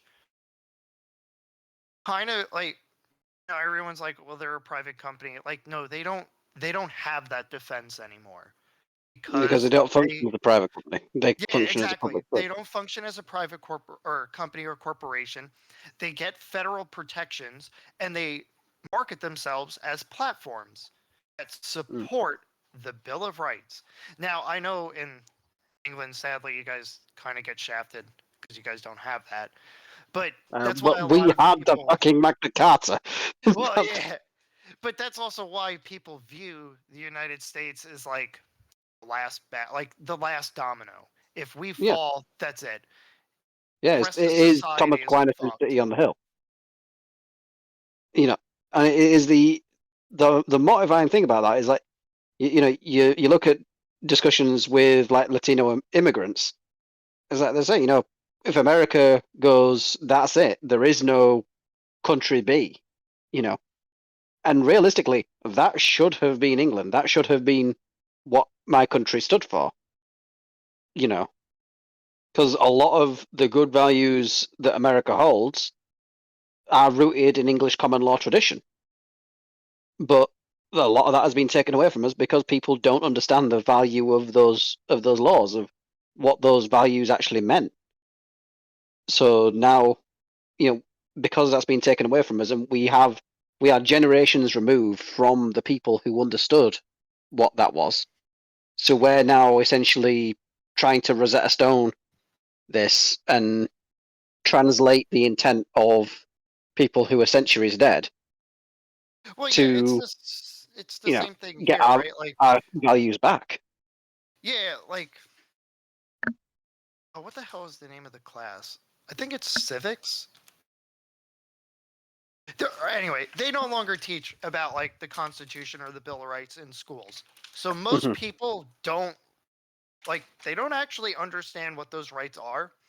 And a lot of people fundamentally believe that they're rights given to us by the government. And it's like, no, that's not what they are. Like you are ordained by your creator with natural rights. Religious or not, that should be easy to understand. As they sit there and they're just like, well, I don't believe in God. And you're like, well, it doesn't matter if you believe in God or not. These are rights given to you at birth. Like, people here don't understand that. So they'll sit there and be like, well, you don't know. Well, actually, people take on the Lockean perspective and add on to that they say, well, these were rights that I'm giving you for you since birth or from birth, and so you owe a debt of allegiance to the state. Well, that comes down to them believing that it's the state that gives us the rights. No, it's the state that is supposed to guarantee those rights. Yeah, but those people who argue against our inalienable rights don't see it that way. They see it as rights gifted to us by the state, and you're just like, no, this isn't at all how it works. These are rights that you were born with and given to, by your creator. Or I'll take the atheist stance. These are rights that you just have being a human being. But we're not taught that in school anymore, so everyone just sits there and thinks, the government's God. So the government gave us these rights because, they're benevolent and they care about us. Well, it's interesting. They say money's the root of all evil, but in centuries past, most people's leftover money went into religious institutions. Today, most of people's surplus money goes into the state, and in both instances, it's in the worship of some type of god. Mm-hmm. Well, that comes down to how we shifted from how people are like, religion's bad, right? And they're like, the world would be a better place without religion and so on and so forth. And I've always questioned that with, if that is true, why have we, as we shifted more towards a godless society, have gotten worse? Well, and they'll tell you that's just a matter of perspective. You only think it's worse because you're a cis white male, for example. That's it. I don't identify as a cis white male. But you shouldn't, dude. I'm telling you, you shouldn't. We should every single person here should identify themselves as queer and as a trans person, and then behave however the fuck you want to behave, and be the subversive element in society to achieve your own end. That's what I think. I mean, that makes sense. But it might lead to martyrdom, but whatever. That's the sacrifice I'm willing to make as your overlord here. but no joke, I've had this conversation before, and I levied that question against them. I was like, if you truly believe that, then why have we as a society gotten worse? And they were just like, huh. They never actually thought that. They never thought that question. And I was just like, human beings, we're capable of great many things, but we follow a tribe mentality. And since the dawn of human fucking existence, we have needed something. We just needed something to believe in. It didn't matter if it was God, Allah, fucking sun gods. We just needed something because it gives us purpose in our life. Yeah. And people nowadays are denying that purpose, but that's why people nowadays are fucking miserable and they fucking hate their lives. They no longer have a purpose in this life because they denied their own purpose. Well, no, I think it's even worse. It's because they've denied the spiritual purpose and replaced it with the materialist purpose. So, the irony is that one of their big critiques is that capitalism is all about consumerism, which is basically akin to these things. But fundamentally, the Soviet Empire was more materialistic than the American Empire, literally. Well, yeah, people think we're above all this stuff, and we're really not. When we don't have something to believe in, we end up replacing it with the only other thing that resembles it, and it happens to be government, which is gross. I do not think that they resemble each other. Well, no. They don't resemble each other, but when you live in a society that's rejected God, what do you replace it with? The only other thing you see every day. Something that claims to have power over you. It's literally just what it is. That's why we saw it with the whole COVID situation. We see it all the time. People have placed the government on such a high pedestal, and they don't believe the government is capable of malice. And it doesn't matter how much fucking proof there is that the government doesn't care. They still believe it. What amazes me though is these are the same people that simultaneously think that somehow the government under Trump was a fascist, alt-right imperialist dictatorship, but the government could do no wrong. Trump was a fascist, but we should give him our guns. Yeah, I've never been able to understand that. That if he really was, it doesn't make sense. It's never going to make sense. There is no logical reason for that to make sense. And you could see interviews where people will be like, "Oh, do you think Americans should own guns?" And they're always like, "No." And you're just like, "Well, do you think Trump's a fascist?" They're like, "Yeah, he's evil." So the next follow-up question is, so you think you should disarm yourself and the only people with guns is the government? And that's when they like clicks in their head and they're like, "Oh yeah, fuck, that's dumb." You're like, did you really not think that through? Are you just like saying shit because it sounds good? And now that you have to actually think about it, you realize like how dumb it actually is? Well, there's that, and I think there's also people who, I guess, they're more comfortable with not. I guess if someone is to have the monopoly on violence, they want it to be someone that they, that they sort of hold in regard in the same way as God. So because I mean, a lot of people in the modern era are so fucking terrified of violence, are not prepared. Are not prepared for the reality that sometimes you have to fight. Sometimes, you're gonna get hit, you're gonna go down hard, and you're gonna get bloody. People aren't prepared for that. They've been told their whole lives that you shouldn't have to fight. That it's wrong.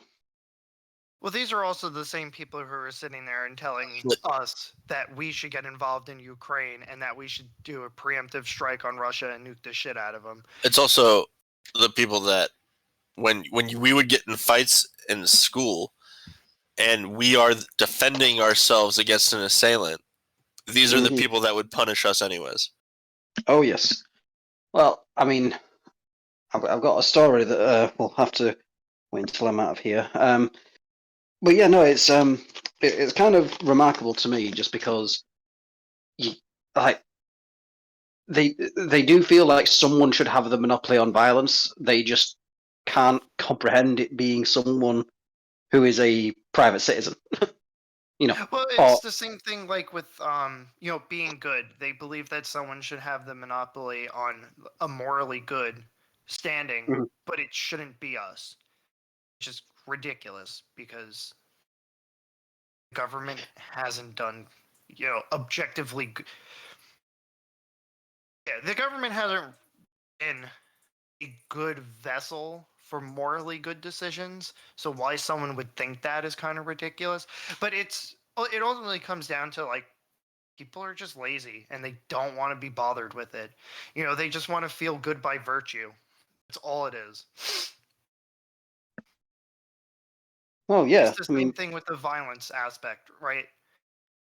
They understand it. They know it's required, but they don't want to be the ones to do it, which is arguably worse than the ones that do it. Yeah. God. Have you guys seen the Terminal List? Yes. No. Okay. Okay. Well, you've got some homework. You should. Yeah, it's very good. Read it. Yeah. Like to read. It's the Chris Patch show that I told you about. Yeah, I think I remember. Yeah. No. That sort of covers because like Chris Pratt. I mean, his character James Reese. He is someone who is incredibly good at violence, but only uses it, to pursue an honourable goal. but us. He's a white hat hacker. Well, no, he's a hacker of people's guts out of their intent. Right. Yeah. Oh god, there's a bit where he uses his seal axe, hacks someone's guts out, and hangs him up by him, and makes him walk whilst his intestines wrapped around a pole. Nice. It's pretty fucked up. Yeah. But I don't know. I mean, the fact that that show was so successful, I think, speaks to exactly what there is an appetite for now, because our culture has moved so far.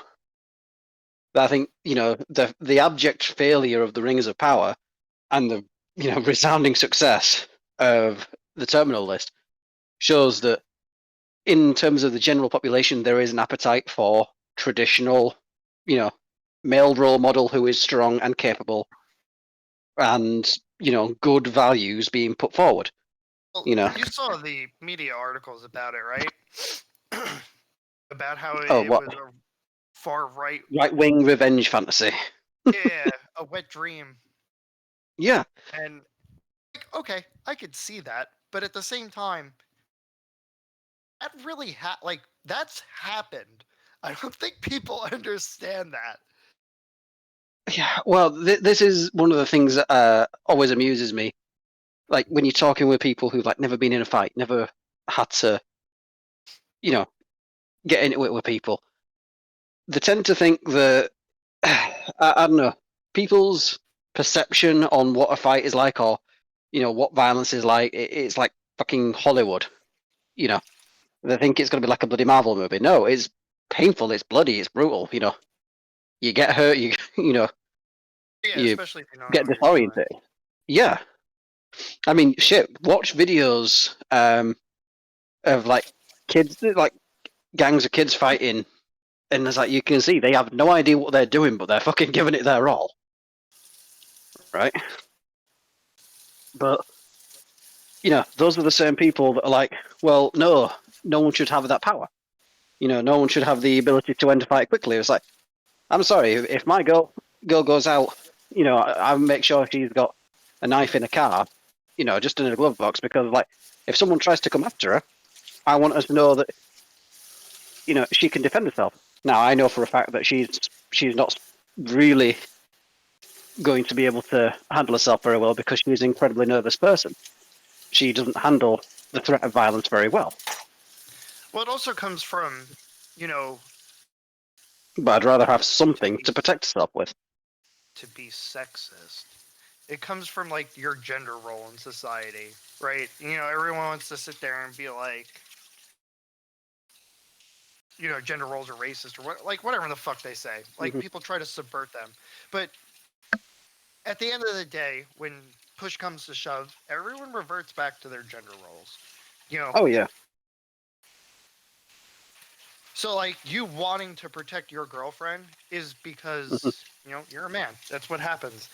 But the people who want to sit there and be like,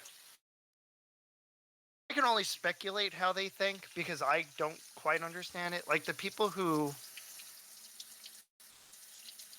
What is it? I'm trying to, like, word it. Like, they sell their ability to defend themselves to somebody else. And there's no real reason for it other than, you know, they're just incapable of doing it. Or unwilling to do it. You know, when they're like, oh, you don't need a gun. And it's like... They'd rather kill them. No? They'd rather be killed themselves than have to kill anybody else. Yeah. Well, I mean, I've seen this firsthand. So I was hoping Christian would be back before I could get into this, because he knows the story. Essentially, the reason why I lost my Achilles tendon was I came out of a bar one night. We'd all been out drinking, and there was just this guy in the middle of the street just wailing on his girlfriend. Right? Now, I'd met these guys earlier in the night. I'd befriended them, and I just saw this guy just, you know, smashing her in the face, you know, screaming at her and what have you. And you know, you had, you know, a good 40, 50 people piling out of this club, right? and no one was doing anything. They were just letting this guy just go to town on his girlfriend's face, right? So me being a slightly drunk, ex-security officer, thought, well, I'm not fucking having that. So I jumped in, got roped into the fight. He pulls a knife on me, and I come to missing my Achilles tendon. But I managed to get the girl over to my apartment, so she was able to sleep it off. And we were like, "Do you want to call the police? Do you want to do anything?" She was like, "No." And eventually, we sent her off home. But I came out of it essentially without my Achilles tendon, which took a good 6 months to recover from, and it was fucking painful, right? But the police come around when they realise I've been attacked with a knife, right? They interview me, they ask me a whole bunch of questions, find out who this guy is, and I was like, I give them as much information as I could. And I said, look, this is what happened. This is the guy that we met that did it. I don't know anything else, but I've given you enough to work off. Because here's his bloody social media account. I'm sure you can figure out something from there. 2 months later, they get in touch with me and say, look, sorry, we've tried to find this guy. We've had absolutely no luck. We don't know who he is. We're very sorry. Unless you can provide us any more information, then we're going to have to consider this closed. So I go on online. I'm not on Facebook anymore because, I closed most of my social media accounts. But I look the guy up. I find him. I was like, within about 2 hours, I had his address, where he was, and where he usually hangs out. Just all that information. Send that straight to the police. And says, look, okay, that's the guy. That's where he is. I know you've got the CCTV footage because it was outside my apartment, and there's a CCTV camera right there. 2 weeks later, they get in touch. Yeah, we brought him in for an interview, and we've decided there's not enough to go on to charge him, so we've closed it. And within that 2 months and 2 weeks, the police have been at my door 6 times to check my thinking on social media posts that I've made. Wow, and yeah, this ain't gonna get you any further. Hey, Harris, how many dishes do you have to do? Goddamn. Yeah. Not many. I'm muting the mic. Yeah. But that's what gets me though. Is like no one was willing to jump in on the fight when this guy was battering his girlfriend.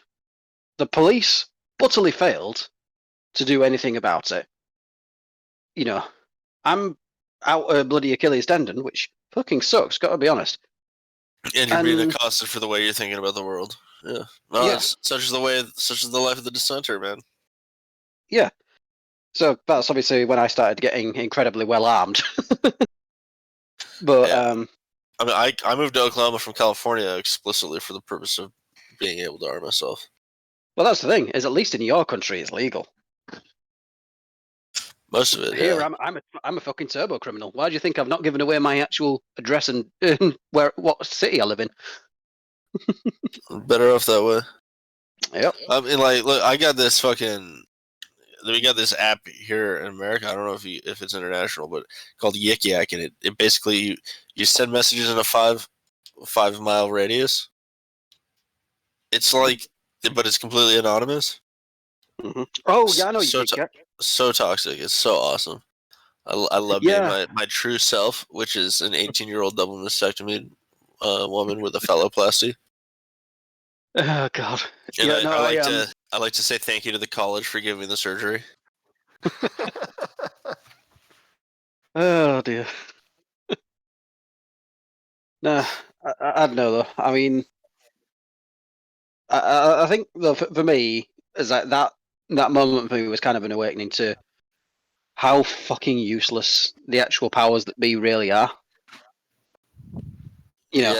And everything that they claim is power that they've got, and everything that they claim to have any form of authority, they don't. Their authority is only what we have granted them by their authority exists on the pretense of obedience, and that's it. The moment people decide to stop being obedient, their power disappears. Yeah, But at the same time, it's like, it clearly works because you had a crowd of about 50 people just watching a guy battering his girlfriend, and it took me being a fucking idiot for anything to happen. Now, it turns out I didn't really help much because she's marrying the cunt. Yeah. Typical. I was gonna say. I mean, yeah. So sorry for swearing it, but yeah, no, I'm pissed about that because like she was a fucking mess after he'd done with her.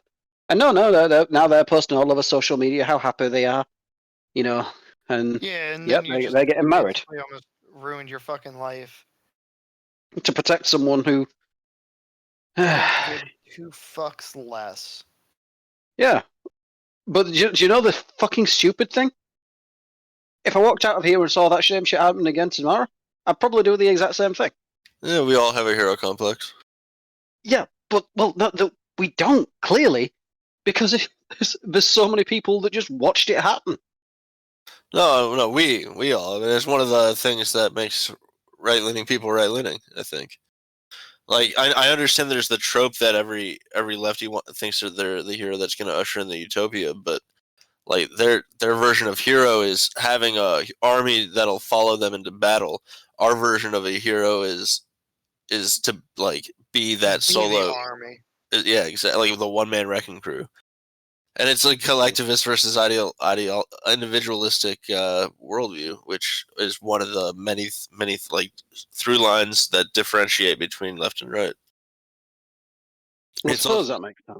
It's also like, I don't know if you've ever read Foundation by Asimov. Well, in one of the books, you're introduced to these Solarians, which are people that like live by themselves. They clone themselves and raise, like, once they die, they have these implants that control all these robots that like will farm food, and they live in these vast underground structures that are just like mined out by the robots. And then you have another world, which is Gaia, where everybody is like connected together in one galactic mind, bro. We're all the Earth, and we all experience each other's emotions. And the main character is basically given the choice. It says, like, do you want humanity to go down this path or that path? And I read this book and I think to myself, easily the Solarians. I would much rather clone myself over and over and over again, right? But the main character, ultimately, he goes down the Gaia path, which, like, I think of as like a idealistic perspective of what communism is supposed to be. Yeah, I mean, fucking Asimov, man. Like, his imagination with the shit he wrote is unbelievable. Like, he wrote The Bicentennial Man when, like, the first transistors were being created. He had an idea for, AI, computers, robots, everything. That are indistinguishable from men. Yeah. Yeah.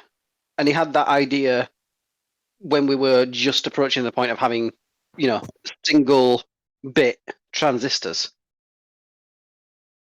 How far we've come. Exactly.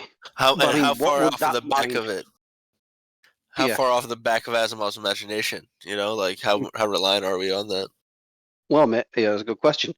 But my wondering is, what would his mind create with the world we have now? Or would his mind be able to be created in this world? Yeah, I'm not sure. There's another author. Oh fuck! I'm totally forgetting his name right. Frederick Pohl. Sorry, I had to look at my bookshelf. Frederick Pohl, who is probably, I mean, he doesn't write anymore, but he was writing in the 60s and whatnot, and he writes a lot of stuff that's really, really good. It's like anti-capitalistic, but like from a capitalist perspective. I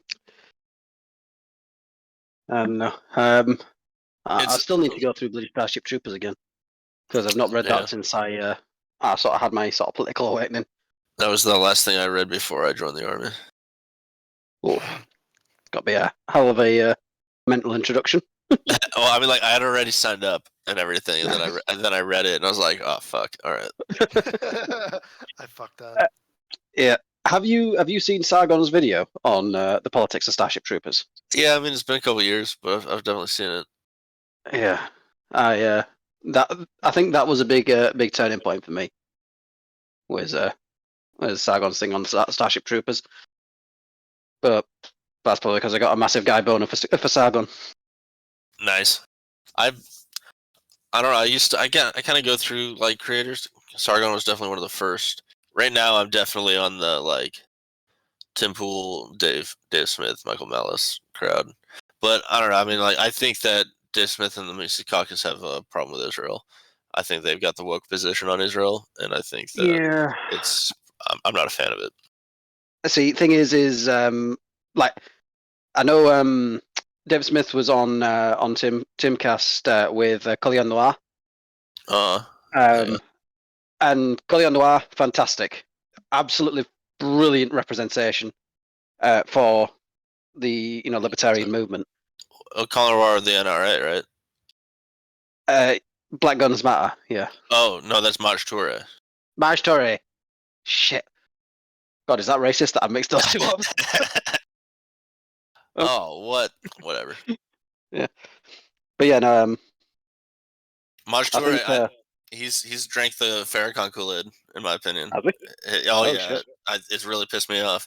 Like, cause I love Black Lives Matter. I recommend it all the time, but I really do think he's drank the Farrakhan Kool-Aid. I'll tell you who was a real disappointment though, in terms of black thinkers, Daryl Davis, because he was on with Bill Ottman, and my God, like the shit he was saying was like, oh God, he's an idiot. His Timcast appearance really like upset me. I bitched about it so much to these other two.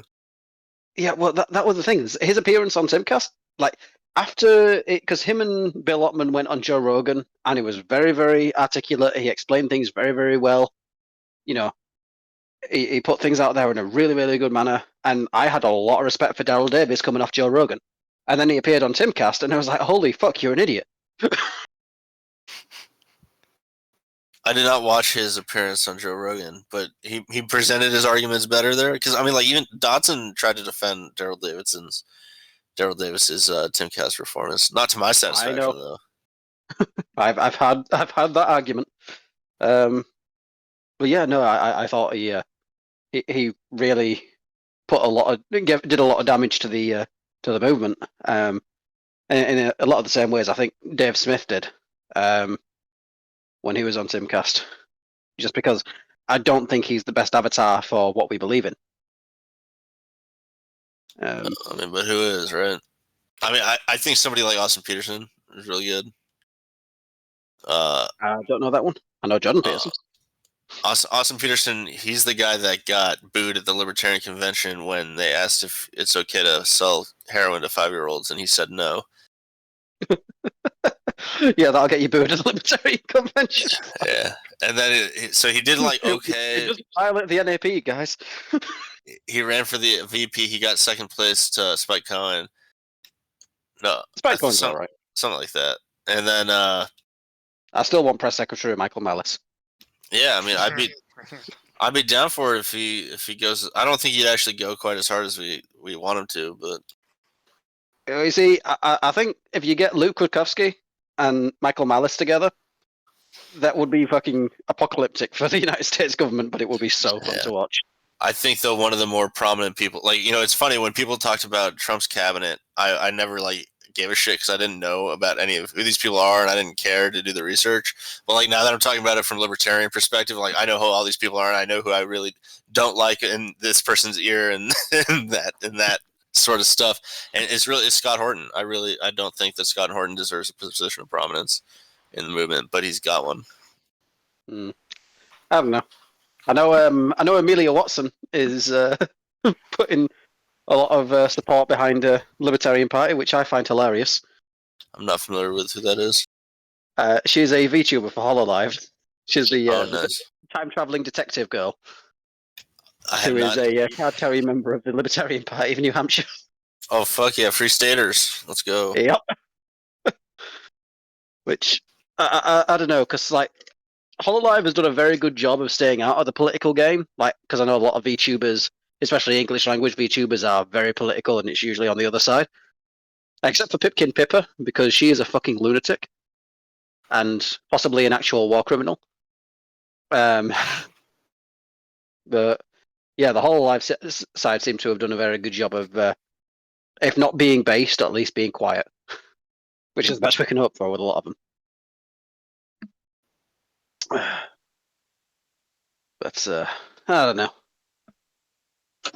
I do think. I mean, the Libertarian Party right now, I think, has done a very good job of sort of cleaning up its image from, you know, I don't know. I think the post Ron Paul but pre Mises Caucus days were I don't know, kind of difficult.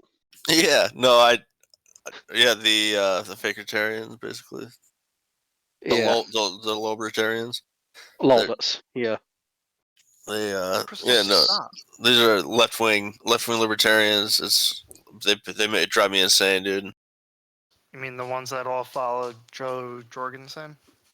No, well, like maybe, I don't know. She's pretty moderate, all things considered, but she did have some stupid campaign statements. Oh, that she did. I mean, I don't know. I don't necessarily think we're going to actually perform any better this year, but I do know that we're on more slots to vote for this year than we have been in the past, so maybe that'll help. And I'm going to vote. I'm going to vote gold. So, well, who do I have? Larry Sharp. I'll probably vote for him. I did. Not last year. You're not going to have Larry Sharp, bro. What are you fucking talking about? Right? Oh, for the Libertarian, maybe. Yeah, no, that's Larry. You're probably gonna vote for Lee Zeldin though. See, this is a tough one, right? Because if I go with Larry Sharp, Zeldin loses. We're fucked anyway. Zeldin supposedly pulling ahead in the polls. I mean, did you see their what is it, the debate? I didn't actually watch it, but I heard that Zeldin did very well. I was gonna say he did really well. I mean, granted, the media sat there. It was like, Huckle did really good, and it's like, no, she really fucking didn't, because she's an idiot, and she pulled the same bullshit where she was just like, I don't need the numbers, and you're like, no, you really do, because you're passing laws that kind of require the numbers to back them up. But no, I kind of hope Zeldin gets in, only because